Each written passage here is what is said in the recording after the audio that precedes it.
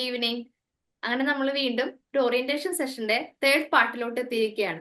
എന്നുള്ള ഫസ്റ്റ് പാർട്ടിൽ നമ്മൾ നിങ്ങളുടെ ബാച്ച്മേറ്റ്സിനെ പരിചയപ്പെട്ടു. അത് കഴിഞ്ഞതിന് ശേഷം സെക്കൻഡ് പാർട്ടിൽ ഇഗ്നോ എന്താണ്, ഇഗ്നോയിലെ ഓപ്പർച്യൂണിറ്റീസുകൾ എന്തൊക്കെയാണ്, ഇഗ്നോയിലെ ഭാഗത്ത് നിങ്ങൾക്ക് കിട്ടുന്ന റിസോഴ്സസ് എന്തൊക്കെയാണ് എന്നുള്ള കാര്യങ്ങൾ നമ്മൾ അറിഞ്ഞു. ഇനി ഇന്നത്തെ ഒരു സെഷൻ എന്ന് പറയുന്നത് ഓൾറെഡി നിങ്ങൾക്ക് മെസ്സേജസ് ഒക്കെ മെന്റേഴ്സിന്റെ ഭാഗത്ത് നിന്ന് കിട്ടിയിട്ടുണ്ടായിരിക്കും. എന്താ നിങ്ങൾ ഇന്നത്തെ സെഷനിൽ നിങ്ങളുടെ പ്രോഗ്രാമിനെ കുറിച്ച്, നിങ്ങളുടെ പ്രോഗ്രാമിൽ വരുന്ന സബ്ജക്ട്സിനെ കുറിച്ച് ഡീറ്റെയിൽഡ് ആയിട്ട് അറിയുന്ന ഒരു സെഷനാണ് ഇന്നത്തെ ഒരു സെഷൻ. അതിനോടൊപ്പം തന്നെ ലേൺ വൈസിന്റെ ഭാഗത്ത് നിന്ന് നിങ്ങളുടെ അക്കാഡമിക് ഒരു ജേണി വളരെ സ്മൂത്ത് ആയിട്ട് പോകാനായിട്ട് നമ്മളുടെ ഭാഗത്ത് നിന്ന് തരുന്ന കാര്യങ്ങൾ എന്തൊക്കെയാണെന്നൊക്കെ നമ്മൾ ഇന്നത്തെ സെഷനിൽ ഡീറ്റെയിൽഡ് ആയിട്ട് പറയുന്നുണ്ട്. അതിനോട് കൂടെ തന്നെ നമ്മളിവിടെ നിങ്ങളുടെ ഓൺബോർഡിങ്ങിന്റെ സമയത്ത് നമ്മൾ മെന്റേഴ്സ് നിങ്ങളോട് പറഞ്ഞിരുന്നു, നിങ്ങൾക്ക് ഒരു ടൈം ടേബിൾ തരും. അതായത് നിങ്ങളുടെ പഠിത്തം പ്രോപ്പറായിട്ട് രീതിയിൽ ഒന്ന് ഫോക്കസ്ഡ് ആയിട്ട് പോകാനായിട്ട് ഒരു സ്റ്റഡി ടൈം ടേബിൾ നമ്മുടെ ഭാഗത്തുനിന്നുണ്ടായിരിക്കും. അപ്പൊ അതിന്റെ ലോഞ്ചിങ്ങും കാര്യങ്ങളൊക്കെ നമ്മളുടെ ഇന്നത്തെ ഈ ഒരു സെഷനിൽ നമ്മൾ ചെയ്യുന്നതായിരിക്കും. അപ്പൊ അധികം താമസിയാതെ നമുക്ക് നമ്മളുടെ സെഷനിലോട്ട് പോവാം. എല്ലാവരും ആക്റ്റീവായിട്ട് ഇത് കേൾക്കണം, ലിസൺ ചെയ്യണം എന്ന് നമ്മൾ റിക്വസ്റ്റ് ചെയ്യാണ്.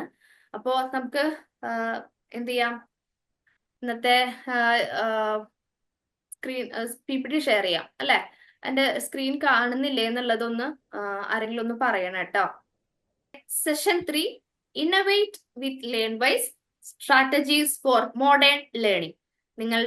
നമ്മുടെ സ്ലോഗനിൽ പറഞ്ഞ പോലെ തന്നെ ഇഗ്നൈറ്റ്, ഇന്നോവേറ്റ് ആൻഡ് ഇന്റഗ്രേറ്റ്. അപ്പൊ നമ്മൾ ലേൺ വൈസിന്റെ കൂടെ ഇന്നോവേഷൻ സ്റ്റേജിലോട്ട് ഇറങ്ങുകയാണ്.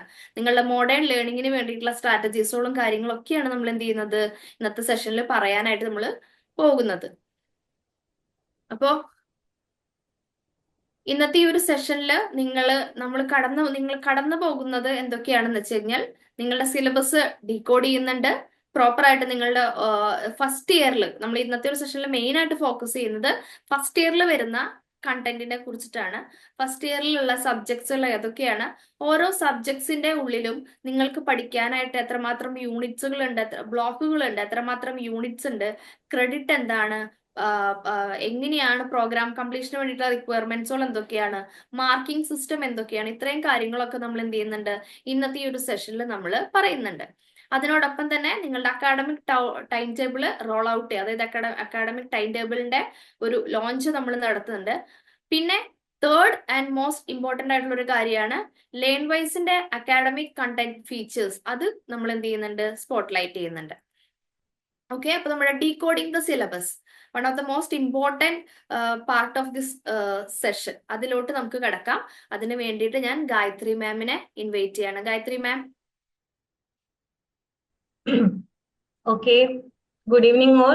അപ്പം നമ്മളിപ്പം രാഗി മാം പറഞ്ഞ പോലെ നമ്മൾ ഇതുവരെ ബാക്കി നമ്മുടെ ഓറിയന്റേഷൻ സെക്ഷൻസ് എല്ലാം കഴിഞ്ഞു. ഇനി നമ്മൾ സിലബസ് ഡീകോഡിങ്ങിലോട്ട്, നമ്മുടെ സിലബസ് ഇൻ ഡെപ്തിലോട്ട് നമ്മൾ പോവാണ്. എന്തൊക്കെയാണ്, എങ്ങനെയൊക്കെയാണ് എന്നുള്ള കാര്യങ്ങളൊക്കെ നമ്മൾ ഇന്ന് ഇൻഡെപ്ത് ആയിട്ട് നമ്മൾ അറിയാൻ പോവാണ്. അപ്പം നമുക്ക് പോവാം. നമ്മുടെ സിലബസ് മാപ്പിംഗ്. നമ്മുടെ ഫസ്റ്റ് ഇയർ MCOM നമുക്ക് എന്തൊക്കെ കോഴ്സസ് ആണ് അല്ലെങ്കിൽ എന്തൊക്കെ സബ്ജക്ട്സ് ആണ് നമുക്ക് പഠിക്കാനുള്ളതെന്നാണ് നമ്മൾ ഇതിൽ നോക്കാൻ പോകുന്നത്. കോഴ്സസ് എന്ന് പറയുന്നത് നമ്മുടെ സബ്ജക്ട്സിനെയാണ് നമ്മൾ കോഴ്സസ് എന്ന് പറയുന്നത്.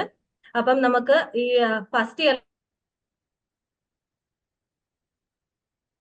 നമുക്ക് പഠിക്കാനുള്ളത് ഇപ്പം MC001 എന്ന് പറയുന്നത് നമ്മുടെ ഓരോ സബ്ജക്റ്റിന്റെ കോഡുകളാണ്. നമ്മുടെ ഇഗ്നോയില് ഓരോ സബ്ജക്റ്റിനും 8 കോഡുകളാണുള്ളത്.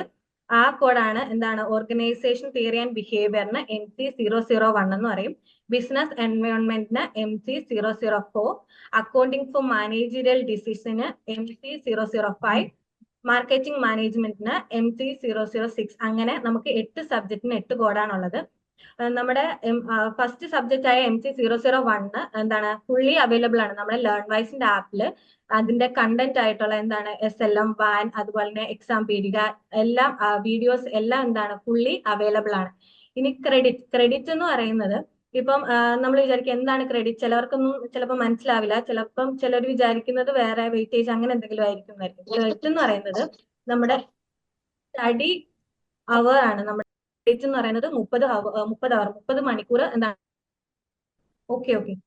ഒരു ക്രെഡിറ്റ് എന്ന് പറയുന്നത് 30 ആണ്. എന്ന് വെച്ചാൽ നമ്മൾ ആ ഒരു സബ്ജക്റ്റിന് എന്ത് ചെയ്യണം, 30 മണിക്കൂർ നമ്മൾ എന്താ പഠിക്കാനായിട്ട് നമ്മൾ മാറ്റി വെക്കണം, അല്ലെങ്കിൽ പഠിക്കണം, ഇൻഡെപ്ത് ആയിട്ട് പഠിക്കണം എന്നാണ് പറയുന്നത്. അപ്പം ഈ ഫസ്റ്റ് ഇയറിൽ നമുക്ക് 8 സബ്ജക്റ്റിന് 4 സബ്ജക്റ്റിന് 6 ക്രെഡിറ്റും 4 സബ്ജക്റ്റിന് 4 ക്രെഡിറ്റും ആണുള്ളത്.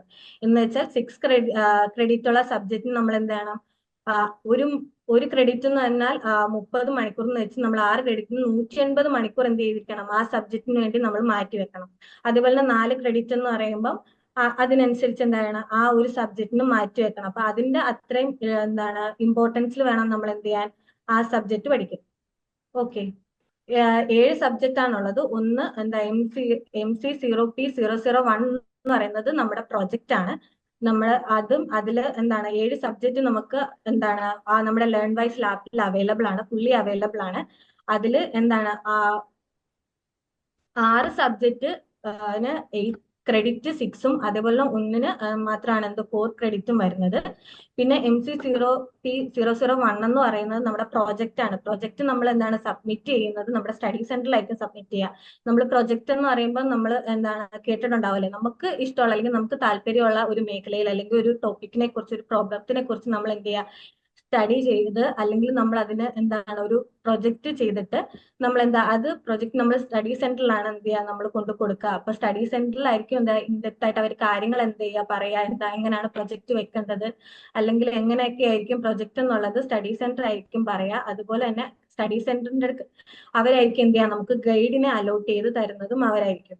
അപ്പൊ നമ്മുടെ സെക്കൻഡ് ഇയറിൽ എന്താണ് research and methodology and statistical analysis, financial management, international marketing management, Indian foreign and trade and investment, international business environment, international business finance, ഇത്ര സബ്ജക്റ്റ് ആണ് എന്താ സെക്കൻഡ് ഇയറിലുള്ളത്. സെക്കൻഡ് ഇയറിന്റെ ഇനി ഒരു സബ്ജക്ട് ഡീകോഡിംഗ് നമുക്ക് ഇനി സെക്കൻഡ് ഇയർ ആകുമ്പോൾ ഉണ്ടായിരിക്കും. നമ്മൾ ഈ വട്ടം എന്താണ് ഫസ്റ്റ് ഇയറിന്റെ സബ്ജക്റ്റ് ആണ് നമ്മൾ ഇൻഡെപ്ത് ആയിട്ട് നോക്കുന്നത്.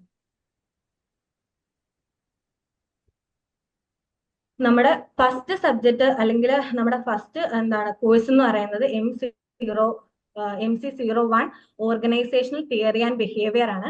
ബ്ലോക്ക് എന്ന് പറയുന്നത് നമ്മുടെ ആ സബ്ജക്റ്റിന് നമ്മളിപ്പം മൊഡ്യൂൾ എന്ന് കേട്ടിട്ടുണ്ടാവും, ഒരു ചാപ്റ്റർ എന്ന് കേട്ടിട്ടുണ്ടാവും.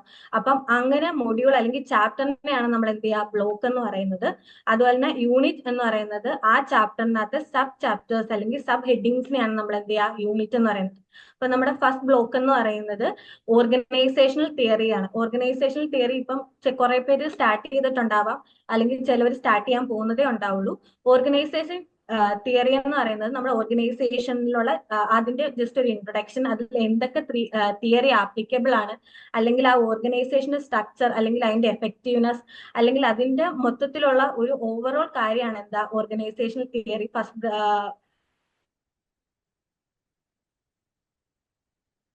Organisation behaviour and individual perspectives, അതിന് 4 യൂണിറ്റ്സ് ആണുള്ളത്. അതെന്ന് പറയുന്നത് നമ്മുടെ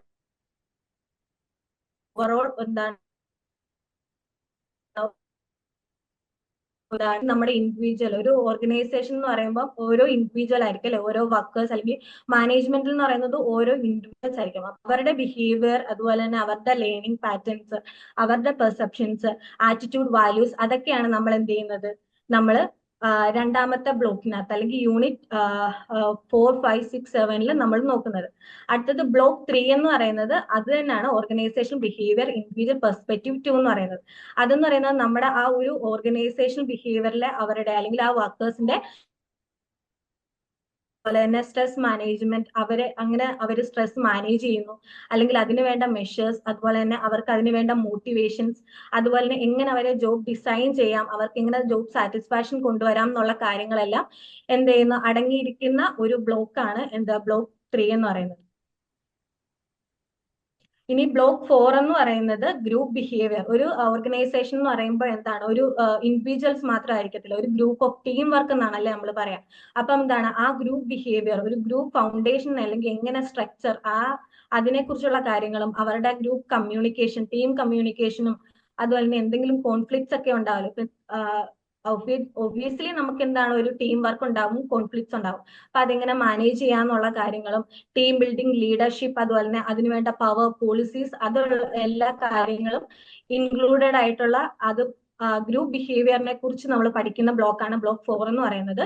ബ്ലോക്ക് 5 എന്ന് പറയുന്നത് ഓർഗനൈസേഷണൽ സ്ട്രക്ചർ ആൻഡ് ഡെവലപ്മെന്റ് എന്ന് പറയും. നമ്മുടെ ഓർഗനൈസേഷന്റെ കൾച്ചറും അതിന്റെ ക്ലൈമറ്റിനെ കുറിച്ചിട്ടുള്ള കാര്യങ്ങളും പിന്നെ ഓർഗനൈസേഷണൽ ചേഞ്ചസ് ഒക്കെ ഉണ്ടാവുകയാണെങ്കിൽ അതുള്ള കാര്യങ്ങളും പിന്നെ അത് ചേഞ്ചസ് വഴി നമുക്ക് എങ്ങനെ ഓർഗനൈസേഷൻ ഡെവലപ്മെന്റ്സ് ഉണ്ടാക്കുക എന്നുള്ള കാര്യങ്ങളും പിന്നെ ഓർഗനൈസേഷൻ ബിഹേവിയറിന്റെ എമർജിംഗ് ട്രെൻഡ്സ് എന്തൊക്കെയാണെന്നുള്ള കാര്യങ്ങളുമാണ് എന്ത് നമ്മൾ ഓർഗനൈസേഷൻ കൾച്ചർ ആൻഡ് ഡെവലപ്മെന്റ് എന്ന ബ്ലോക്കിൽ പറയുന്നത്. അപ്പൊ ഓർഗനൈസേഷൻ തിയറി ആൻഡ് ബിഹേവിയറിൽ 5 ബ്ലോക്ക് ആണുള്ളത്. 5 ബ്ലോക്കിൽ നമ്മൾ ഇത്രയും കാര്യങ്ങളാണ് എന്ത് ഈ പഠിക്കുന്നത്. അടുത്ത നമ്മുടെ കോഴ്സ് അല്ലെങ്കിൽ സബ്ജക്ട് എന്ന് പറയുന്നതാണ് ബിസിനസ് എൻവയോൺമെന്റ്. നമ്മൾ നേരത്തെയും പഠിച്ചിട്ടുണ്ടാവും, ഡിഗ്രി പഠിക്കുമ്പോഴും നമ്മൾ പഠിച്ചിട്ടുണ്ടാവും. ഇന്റേണലി എക്സ്റ്റേണലി നമുക്ക് എന്താണ് കുറെ എൻവയോൺമെന്റ് ഉണ്ട് ഒരു ബിസിനസ്സിന് അല്ലെ. അപ്പം നമ്മൾ അത് പല രീതിയിൽ പല കാര്യങ്ങൾ എന്താണ് നമ്മൾ ഇന്റേണലിയും എക്സ്റ്റേണലിയും നമുക്ക് ഓരോ ബിസിനസിന്റെ കാര്യങ്ങൾ നമ്മൾ പഠിച്ചിട്ടുണ്ടാവും. അപ്പൊ ഇവിടെയും ഫസ്റ്റ് ബ്ലോക്ക് എന്ന് പറയുന്നത് സോഷ്യോ പൊളിറ്റിക്കൽ എൻവയോൺമെന്റ് ആണ്. സോഷ്യലായിട്ടും പൊളിറ്റിക്കൽ ആയിട്ടുള്ള എൻവയോൺമെന്റ്സിനെ കൂട്ടിച്ചേർത്തിട്ടുള്ള ഒരു ഫസ്റ്റ് ബ്ലോക്ക് ആണ് എന്താ സോഷ്യോ പൊളിറ്റിക്കൽ എൻവയോൺമെന്റ് എന്ന് പറയുന്നത്. അതിൽ നമ്മൾ ബിസിനസ് എൻവയോൺമെന്റ് ഡൈമെൻഷൻസ് പഠിക്കുന്നുണ്ട്, അതുപോലെ തന്നെ സോഷ്യോ കൾച്ചറൽ എൻവയോൺമെന്റ്സ് പഠിക്കുന്നുണ്ട്, സോഷ്യൽ റെസ്പോൺസിബിലിറ്റീസ് ഓഫ് ബിസിനസ്, ഒരു ബിസിനസിന്റെ സോഷ്യൽ റെസ്പോൺസിബിലിറ്റീസ് എന്താണെന്ന് പഠിക്കുന്നുണ്ട്, പൊളിറ്റിക്കൽ എൻവയോൺമെന്റ് എന്തൊക്കെയാണ് ഒരു ബിസിനസിനെ പൊളിറ്റിക്കലി നിയന്ത്രിക്കുന്ന കാര്യങ്ങൾ, അപ്പൊ പൊളിറ്റിക്കലി എന്തൊക്കെയാണെന്നുള്ള കാര്യങ്ങൾ നമ്മൾ പഠിക്കുന്നുണ്ട്. അങ്ങനെ ഒരു 4 യൂണിറ്റ്സ് നമ്മൾ എന്ത് ചെയ്യുന്നുണ്ട് ആ ബ്ലോക്ക് 1 പഠിക്കുന്നുണ്ട്. നമ്മുടെ ബ്ലോക്ക് 2 എന്ന് പറയുന്നത് ലീഗൽ എൻവയോൺമെന്റ്, നമ്മുടെ റെഗുലേറ്ററി പോളിസീസും അതുപോലെ തന്നെ നമ്മുടെ കോർപ്പറേറ്റ് ലോ, നമ്മുടെ എന്താണ് ലീഗൽ ഫ്രെയിം വർക്ക്സ് എന്തൊക്കെയാണെന്നുള്ളതാണ് ഒരു യൂണിറ്റ് എന്ന് പറയുന്നത്. പിന്നെ കോർപ്പറേറ്റ് ലോ 1, കോർപ്പറേറ്റ് ലോ 2, പിന്നെ ലേബർ ലെജിസ്ലേഷൻസ്, അങ്ങനെയുള്ള ഡീറ്റെയിൽ ആയിട്ടുള്ള ലീഗലി കാര്യങ്ങളാണ് നമ്മൾ എന്താ ബ്ലോക്ക് 2 ആയ ലീഗൽ എൻവയോൺമെന്റിൽ പഠിക്കുന്നത്. ബ്ലോക്ക് 3 എന്ന് പറയുന്നത് റെഗുലേഷൻസ് ഓഫ് ഫിനാൻഷ്യൽ മാർക്കറ്റ്, നമ്മുടെ ഫിനാൻഷ്യൽ മാർക്കറ്റിന്റെ റെഗുലേഷൻസ് എന്താണ് ഫിനാൻഷ്യൽ മാർക്കറ്റ് എന്ന് പറയുന്നത്, അല്ലെങ്കിൽ അതിന്റെ ഫിനാൻഷ്യൽ മാർക്കറ്റ്, അതുപോലെ തന്നെ ക്യാപിറ്റൽ മാർക്കറ്റ് എന്താണ്, ക്യാപിറ്റൽ മാർക്കറ്റിന്റെ റെഗുലേഷൻസ്, അതുപോലെ തന്നെ ഇൻവെസ്റ്റേഴ്സിന്റെ പ്രൊട്ടക്ഷൻ, അതുപോലെ തന്നെ കോർപ്പറേറ്റ് ഗവേണൻസ്, അങ്ങനെയുള്ള എന്താണ് 4 യൂണിറ്റ്സ് ഇൻക്ലൂഡഡ് ആയിട്ടുള്ള അല്ലെങ്കിൽ നമ്മൾ പഠിക്കുന്ന ഒരു ബ്ലോക്ക് ആണ് the regulations of financial market എന്ന് പറയുന്ന ബ്ലോക്ക് 3.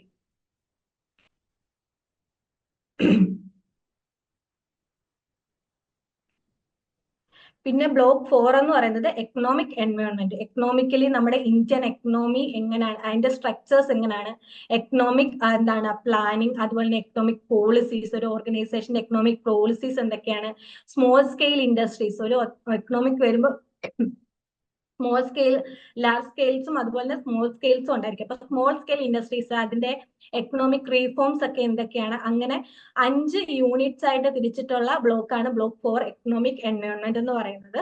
പിന്നെ നമ്മൾ ഇതുവരെ പഠിച്ചത് ഒരു ഇന്ത്യൻ കോണ്ടെക്സ്റ്റിലായിരിക്കും എന്താണ് നമ്മുടെ എക്കണോമിക് എൻവയോൺമെന്റ്സ് പഠിച്ചത്. ഇനി നമ്മൾ എന്താണ് ടെക്നോളജിക്കലിയും ഇന്റർനാഷണലിയും നമ്മുടെ എന്താണ് ഒരു ഓർഗനൈസേഷന്റെ എൻവയോൺമെന്റ് ആണ് ബ്ലോക്ക് 5 നമ്മൾ പഠിക്കുന്നത്. എന്താണ് നമ്മുടെ balance of payment and Exim policy. Exim policy എന്ന് പറയുന്നത് ഇമ്പോർട്ട് എക്സ്പോർട്ട് പോളിസിയാണ്. അപ്പം നമ്മുടെ balance of payment and Exim policies, അതുപോലെ തന്നെ ഗ്ലോബലൈസേഷൻ ആൻഡ് WTO എന്ന് പറയുന്നത് വേൾഡ് ട്രേഡ് ഓർഗനൈസേഷൻ, പിന്നെ ഫോറിൻ ഇൻവെസ്റ്റ്മെന്റ്, അതുപോലെ തന്നെ കൊളാബറേഷൻ, ടെക്നോളജി എൻവയോൺമെന്റ്, അങ്ങനെ ഇത്രയും നമ്മുടെ ടെക്നോളജിക്കലി അതുപോലെ തന്നെ ഇന്റർനാഷണലി ഉള്ള കാര്യങ്ങൾ നമ്മൾ പഠിക്കുന്ന 4 യൂണിറ്റിലായിട്ട് പഠിക്കുന്ന ഒരു ബ്ലോക്കാണ് ഇന്റർനാഷണൽ ആൻഡ് ടെക്നോളജിക്കൽ എൻവയോൺമെന്റ് എന്ന് പറയുന്നത്.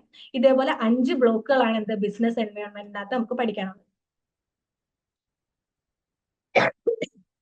അടുത്തതാണ് അക്കൗണ്ടിങ് ഫോർ മാനേജീരിയൽ ഡിസിഷൻ എന്ന് പറയുന്നത്. അത് അക്കൗണ്ടിങ് ആണ്, കുറച്ച് പ്രോബ്ലംസ് ഉള്ളതാണ്.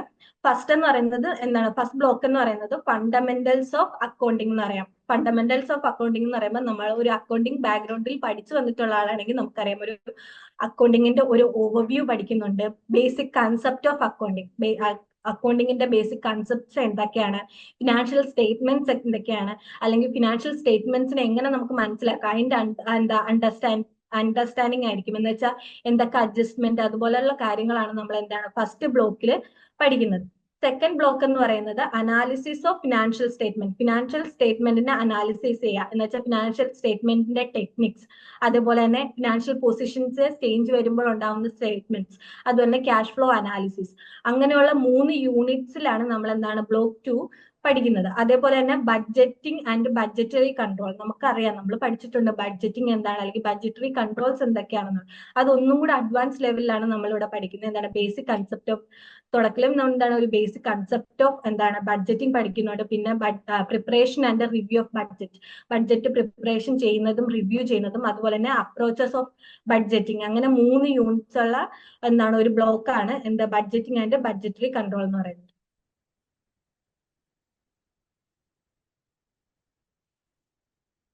പിന്നെ 4ാമത്തെ ബ്ലോക്കാണ് സ്റ്റാൻഡേർഡ് കോസ്റ്റിംഗ് എന്ന് പറയുന്നത്. സ്റ്റാൻഡേർഡ് കോസ്റ്റിംഗ് എന്ന് പറയുമ്പോൾ നമ്മൾ എന്താ സ്റ്റാൻഡേർഡ് കോസ്റ്റിംഗിന്റെ ബേസിക് കൺസെപ്റ്റ് നമ്മൾ അതിൽ പഠിക്കുന്നുണ്ട്.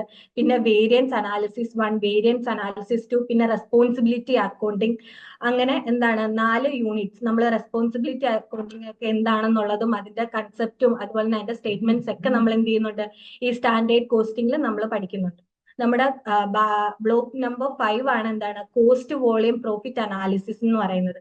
എന്താണ് മാർജിനൽ കോസ്റ്റിംഗ്, എന്താണ് break even analysis, relevant cost for design making, relevant cost എന്താണ്, അതുപോലെ തന്നെ റിപ്പോർട്ടിംഗ് ടു മാനേജ്മെന്റ് എന്താണ്, റീസെന്റ് ഡെവലപ്മെന്റ് ഇൻ അക്കൗണ്ടിങ്, അക്കൗണ്ടിങ്ങിന്റെ റീസെന്റ് ആയിട്ട് വന്ന ഡെവലപ്മെന്റ്സ് എന്തൊക്കെയാണ്, അതിന്റെ എഫക്ട്സ് എന്താണ്, അങ്ങനെയുള്ള ഒരു 5 എന്താണ് യൂണിറ്റ്സ് ആയിട്ടാണ് നമ്മൾ എന്ത് ചെയ്യുക കോസ്റ്റ് വോളിയം പ്രോഫിറ്റ് അനാലിസിസ് പഠിക്കുന്നത്. അപ്പം അക്കൗണ്ടിങ് ഫോർ മാനേജറിയൽ ഡിസിഷൻ എന്ന് പറയുമ്പോൾ 5 ബ്ലോക്കാണ്. 5 ബ്ലോക്കിൽ നമ്മൾ ഇത്രയും കാര്യങ്ങളാണ് എന്ത് കവർ ചെയ്യുന്നത്. അടുത്തത് MC06 എന്ന് പറയുന്നത് മാർക്കറ്റിംഗ് മാനേജ്മെന്റ് ആണ്. അതിൽ ബ്ലോക്ക് 1 എന്ന് പറയുന്നത് nature and scope of marketing. നമ്മൾ പഠിച്ചിട്ടുണ്ട് എന്താണ് മാർക്കറ്റിംഗ് എന്താണ്, ഇൻട്രൊഡക്ഷൻ ഓഫ് മാർക്കറ്റിംഗ്, അതുപോലെ തന്നെ മാർക്കറ്റിംഗ് എൻവയോൺമെന്റ്, ഒരു മാർക്കറ്റിംഗിന്റെ എൻവയോൺമെന്റ് എന്തൊക്കെയാണ്, അല്ലെങ്കിൽ ഒരു മാർക്കറ്റിംഗ് ഇൻഫോർമേഷൻ, അതല്ലെങ്കിൽ എന്താണ് റിസർച്ച്, ആ മാർക്കറ്റിങ്ങിനെ കുറിച്ചിട്ടുള്ള റിസർച്ച്, അതിനൊക്കെ ഉള്ള ഒരു basic nature and scope of marketing ആണ് നമ്മൾ എന്ത് ചെയ്യുക ബ്ലോക്ക് 1 നോക്കുന്നത്. ബ്ലോക്ക് 2 എന്ന് പറയുന്നത് understanding consumers and selecting target market. നമ്മൾ എന്ത് ചെയ്യുക ആദ്യം എന്താണ് ബയ്യേഴ്സിന്റെ ബൈയിങ് ബിഹേവിയർ നമ്മൾ മനസ്സിലാക്കുന്നു, അതാണ് യൂണിറ്റ് 4 എന്ന് പറയുന്നത്. പിന്നെ market and market segmentation, market എന്താണ് അല്ലെങ്കിൽ മാർക്കറ്റ് സെഗ്മെന്റേഷൻ എന്താണെന്ന് നമ്മൾ മനസ്സിലാക്കുന്നു. മാർക്കറ്റ് ടാർഗറ്റിംഗ് എന്താണ്, പൊസിഷനിങ് എന്താണെന്നെല്ലാം നമ്മൾ നോക്കുന്ന അല്ലെങ്കിൽ പഠിക്കുന്ന ഒരു ചാപ്റ്റർ ആണ് എന്ത് ബ്ലോക്ക് 2 എന്ന് പറയുന്നത്. അതുപോലെ തന്നെ നമ്മൾ സെലക്ടിങ് മാർക്കറ്റ് എന്താണ് ടാർഗറ്റ് മാർക്കറ്റ് ഒക്കെ സെലക്ട് ചെയ്ത് കഴിഞ്ഞാൽ പിന്നെ നമ്മൾ എന്താണ് ഒരു പ്രൊഡക്റ്റ് ഡിസിഷൻ ചെയ്യും അല്ലെ.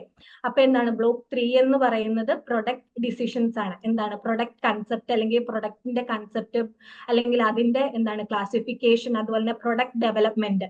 ഒരു പ്രൊഡക്റ്റിന്റെ ലൈഫ് സൈക്കിൾസ് ഒക്കെ എന്താണെന്ന് അറിയാലോ നമുക്ക്. അപ്പൊ ഒരു പ്രൊഡക്റ്റിന്റെ ഡെവലപ്മെന്റ്, അതിന്റെ പ്രൊഡക്റ്റ് ലൈഫ് സൈക്കിൾസ് എന്തൊക്കെയാണ്, അതുപോലെ തന്നെ അതിന്റെ ബ്രാൻഡിങ്, പാക്കേജിങ്, അതുപോലെ തന്നെ സർവീസിങ്, അങ്ങനെയുള്ള കാര്യങ്ങളൊക്കെയാണ് നമ്മൾ എന്ത് ചെയ്യുന്നത് ബ്ലോക്ക് 3 പഠിക്കുന്നത്.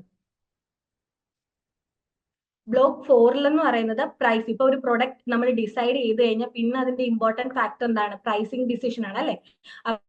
നമ്മൾ എന്താണ് അതിന്റെ ആ ഒരു പ്രൈസിങ്ങിന്റെ ഒബ്ജക്റ്റീവ്സ് എന്താണ്, അതിന്റെ മെത്തേഡ്സ് എന്താണ്, അല്ലെങ്കിൽ അത് എന്താണ് പ്രീ അഡ്ജസ്റ്റ്മെന്റ് സ്ട്രാറ്റജീസ് ഒക്കെ എന്താണ്, അല്ലെങ്കിൽ അതിന്റെ ഒരു പ്രൈസിങ് നിശ്ചയിക്കുമ്പോൾ അതിന്റെ റെഗുലേഷൻസ് ഓഫ് പ്രൈസസ് ഒക്കെ എന്താണ്, അതാണ് നമ്മൾ എന്താണ് 3 യൂണിറ്റിലായിട്ട് നമ്മൾ പ്രൈസിങ് ഡിസിഷൻ എന്ന ബ്ലോക്കിൽ പഠിക്കുന്നത്. 5ാമത്തെ ബ്ലോക്ക് എന്ന് പറയുന്നതാണ് ഡിസ്ട്രിബ്യൂഷൻ. നമ്മളിപ്പം വൺസ് നമ്മൾ പ്രൈസിങ് എല്ലാം എന്താ ഡിസൈഡ് ചെയ്ത് കഴിഞ്ഞ് ഒരു പ്രൊഡക്റ്റ് ആയി കഴിഞ്ഞാൽ നമ്മൾ പിന്നെ എന്താണ് അത് ഡിസ്ട്രിബ്യൂഷൻ ഡിസിഷൻ ആയിരിക്കും നോക്കുക അല്ലെ. അപ്പൊ എന്താണ് അതിന്റെ ഡിസ്ട്രിബ്യൂഷൻ ചാനൽസ് ഒക്കെ എന്തൊക്കെയാണ്, അതിന്റെ മാർക്കറ്റ് ഇന്റർമീഡിയേറ്ററീസ് ഒക്കെ എന്തൊക്കെയാണ്, അതുപോലെ ഡിസ്ട്രിബ്യൂഷൻ ലോജിസ്റ്റിക്സ് ഒക്കെ എന്തൊക്കെയാണ് എന്നുള്ള എന്താ കാര്യങ്ങളാണ് നമ്മൾ 3 യൂണിറ്റിലായിട്ട് ബ്ലോക്ക് 5 പഠിക്കുന്നത്. ബ്ലോക്ക് 6 എന്ന് പറയുന്നത് നമ്മളിപ്പോ ഡിസ്ട്രിബ്യൂട്ട് ചെയ്ത് കഴിഞ്ഞാൽ പിന്നെ ഒരു വരുന്ന ഇമ്പോർട്ടന്റ് ഫാക്ടർ ആണ് എന്ത് നമ്മൾ പ്രൊമോഷൻ ഡിസിഷൻ അല്ലെങ്കിൽ എമർജിങ്, അതുവഴി ഉടലെടുക്കുന്ന ഇഷ്യൂസ് എന്ന് പറയുന്നത്. അപ്പൊ എന്താണ് മാർക്കറ്റിംഗ് കമ്മ്യൂണിക്കേഷൻ, നമ്മൾ ഒരു മാർക്കറ്റിംഗ് കമ്മ്യൂണിക്കേറ്റ് ചെയ്യണം, അതുപോലെ തന്നെ പേഴ്സണൽ സെല്ലിംഗ്, സെയിൽസ് പ്രൊമോഷൻ എന്ന് പറയുന്ന സ്ട്രാറ്റജീസിനെ കുറിച്ചിട്ട്, അതുപോലെ തന്നെ അഡ്വർടൈസ്മെന്റ്, പബ്ലിസിറ്റി, അതേപോലെ തന്നെ എമർജിങ് ഇഷ്യൂസ്. ഇപ്പൊ മാർക്കറ്റിലോട്ട് എത്തിക്കഴിഞ്ഞാൽ അതിന്റെ എമർജിങ് ഇഷ്യൂസ് എന്തൊക്കെയാണ്, അങ്ങനെയുള്ള എന്താണ് ഇൻഡെപ്ത് ആയിട്ട് നമ്മൾ എന്ത് ചെയ്യുന്നു ആ കാര്യങ്ങളെല്ലാം 4 യൂണിറ്റുകളിലായിട്ട് നമ്മൾ ബ്ലോക്ക് 6 എന്ത് ചെയ്യുന്നുണ്ട് നമ്മൾ പഠിക്കുന്നുണ്ട്. അങ്ങനെ മാർക്കറ്റിംഗ് മാനേജ്മെന്റിൽ 6 ബ്ലോക്കാണ് ഉള്ളത്. അടുത്തതാണ് MC0021 എന്ന് പറഞ്ഞിട്ട് മാനേജീരിയൽ എക്കണോമിക്സ് എന്ന് പറയും. അതിന്റെ ബ്ലോക്ക് 1 എന്ന് പറയുന്നതാണ് ഇൻട്രൊഡക്ഷൻ ടു മാനേജീരിയൽ എക്കണോമിക്സ്. ഒരു എക്കണോമിക്സ് മാനേജീരിയൽ എക്കണോമിക്സിന്റെ സ്കോപ്പ് എന്താണ്, അല്ലെങ്കിൽ ഒരു ഫോം എന്ന് പറയുമ്പോൾ ഷേക്ക് ഹോൾഡേഴ്സ്, അവരുടെ ഒബ്ജക്റ്റീവ്സ് അല്ലെങ്കിൽ അവരുടെ ഡിസിഷൻ ഇഷ്യൂസ് ഒക്കെ എന്താണ്, അല്ലെങ്കിൽ ബേസിക് എന്താണ് ഒരു മാനേജീരിയൽ എക്കണോമിക്സിൽ ഒരു മാനേജീരിയൽ ആയിട്ട് ഡിസിഷൻ എടുക്കുമ്പോൾ അതിന്റെ ബേസിക് കൺസെപ്റ്റ് എന്താണ്, അത് അല്ലെങ്കിൽ ബേസിക് ടെക്നിക്സ് എന്താണെന്നുള്ളത് അറിഞ്ഞിരിക്കുന്ന അല്ലെങ്കിൽ പഠിക്കാനായിട്ടുള്ള 3 യൂണിറ്റ്സ് ആണുള്ളത്. അതേപോലെ തന്നെ ബ്ലോക്ക് 2 വരുമ്പം ഡിമാൻഡ് ആൻഡ് റവന്യൂ അനാലിസിസ് എന്ന് പറയും. എന്ന് വെച്ചാൽ ഡിമാൻഡ് കൺസെപ്റ്റ്സ് എന്താണ്, അല്ലെങ്കിൽ ഡിമാൻഡിനെ അനലൈസ് ചെയ്യുന്നത് എങ്ങനെയാണ്, അല്ലെങ്കിൽ ഡിമാൻഡ് എലാസിസിറ്റി എന്താണ്, അതുപോലെ ഡിമാൻഡ് എസ്റ്റിമേഷൻ അല്ലെങ്കിൽ ഡിമാൻഡ് എങ്ങനെ ഫോർകാസ്റ്റിംഗ് ചെയ്യാം, അല്ലെങ്കിൽ ഡിമാൻഡ് എങ്ങനെ എസ്റ്റിമേറ്റ് ചെയ്യാം, ഇങ്ങനെയുള്ള കാര്യങ്ങളാണ് നമ്മൾ എന്താ ബ്ലോക്ക് 2 പഠിക്കുന്നത്. ബ്ലോക്ക് 3 എന്ന് പറയുന്നത് എന്താണ്, production and cost analysis. Production functions ഒക്കെ എങ്ങനെയാണ് നടക്കുന്നത്, അല്ലെങ്കിൽ പ്രൊഡക്ഷൻ ഈ കാര്യങ്ങളൊക്കെ എന്തൊക്കെയാണ്, അല്ലെങ്കിൽ ഇപ്പം ഒരു പ്രൊഡക്ഷൻ എന്ന് പറയുമ്പോൾ നമുക്ക് ഷോർട്ട് റണ്ണിലോട്ടും കോസ്റ്റ് അനാലിസിസ് ചെയ്യാം, അതുപോലെ തന്നെ ലോങ് റണ്ണിലോട്ടും കോസ്റ്റ് അനാലിസിസ് ചെയ്യാം. അപ്പം എന്താണ് നമ്മൾ ഷോർട്ട് റൺ കോസ്റ്റ് അനാലിസിസ് എന്തൊക്കെയാണ്, അല്ലെങ്കിൽ ലോങ് റൺ കോസ്റ്റ് അനാലിസിസ് എന്തൊക്കെയാണ്, അതുപോലെ ഓവറോൾ പ്രൊഡക്ഷൻ ഫങ്ഷൻസ് എന്താണെന്ന് ഉള്ള കാര്യങ്ങൾ പഠിക്കുന്നതാണ് നമ്മൾ എന്താ പ്രൊഡക്ഷൻ ആൻഡ് കോസ്റ്റ് അനാലിസിസ് എന്ന് പറയുന്ന ബ്ലോക്ക് 3 പഠിക്കുന്നത്. പ്രൈസിങ് ഡിസിഷൻ എന്ന് പറയുന്നത് ബ്ലോക്ക് നമ്പർ 4 ആണ്. പ്രൈസിങ് ഡിസിഷൻ എന്ന് പറയുന്നത് അതിനകത്ത് എന്താണ് നമ്മുടെ മാർക്കറ്റ് സ്ട്രക്ചേഴ്സ് എന്താണ്, അല്ലെങ്കിൽ ഒരു മാർക്കറ്റിലോട്ട് എൻട്രി ചെയ്യുമ്പോൾ എന്തൊക്കെ ബാരിയേഴ്സ് ആണ് ഉണ്ടാവുന്നത്, അല്ലെങ്കിൽ ഒരു കോമ്പറ്റീഷൻ അല്ലെങ്കിൽ ഒരു പ്യുവർ മൊണോപ്പൊളിയിൽ നമുക്ക് എങ്ങനെയാണ് ഒരു പ്രൈസ് നമുക്ക് നടത്താൻ പറ്റുക, അല്ലെങ്കിൽ ഒരു മൊണോപോളിസ്റ്റിക് ആയിട്ട് അല്ലെങ്കിൽ ഒരു ഒലിഗോപോളിസ്റ്റിക് ആയിട്ടുള്ള ഒരു കോമ്പറ്റീഷനിൽ നമുക്ക് എങ്ങനെയാണ് പ്രൈസിങ് ചെയ്യാൻ പറ്റുക, അല്ലെങ്കിൽ നമുക്ക് അല്ലാതെയും നമുക്ക് എന്തൊക്കെ പ്രൈസിങ് സ്ട്രാറ്റജീസ് ഒക്കെ ഉപയോഗിക്കാം എന്നുള്ള പ്രൈസിങ് ഡിസിഷൻസിനെ അല്ലെങ്കിൽ ആ കാര്യങ്ങൾ എന്താ ഡീറ്റെയിൽ ആയിട്ട് പഠിക്കുന്ന ഒരു ബ്ലോക്കാണ് എന്ത് ബ്ലോക്ക് 4 എന്ന് പറയുന്നത് പ്രൈസിങ് ഡിസിഷൻ. അപ്പൊ മാനേജറിയൽ എക്കണോമിക്സിൽ 4 ബ്ലോക്സ് ആണ് ഉള്ളത്. അടുത്ത MC022 എന്ന് പറയുന്നതാണ് quantitative analysis and managerial applications എന്ന് പറയുന്നത്. അതിൽ ഫസ്റ്റ് ബ്ലോക്ക് എന്ന് പറയുന്നത് ഡേറ്റ കളക്ഷൻ ആൻഡ് അനാലിസിസ് എന്ന് പറയും.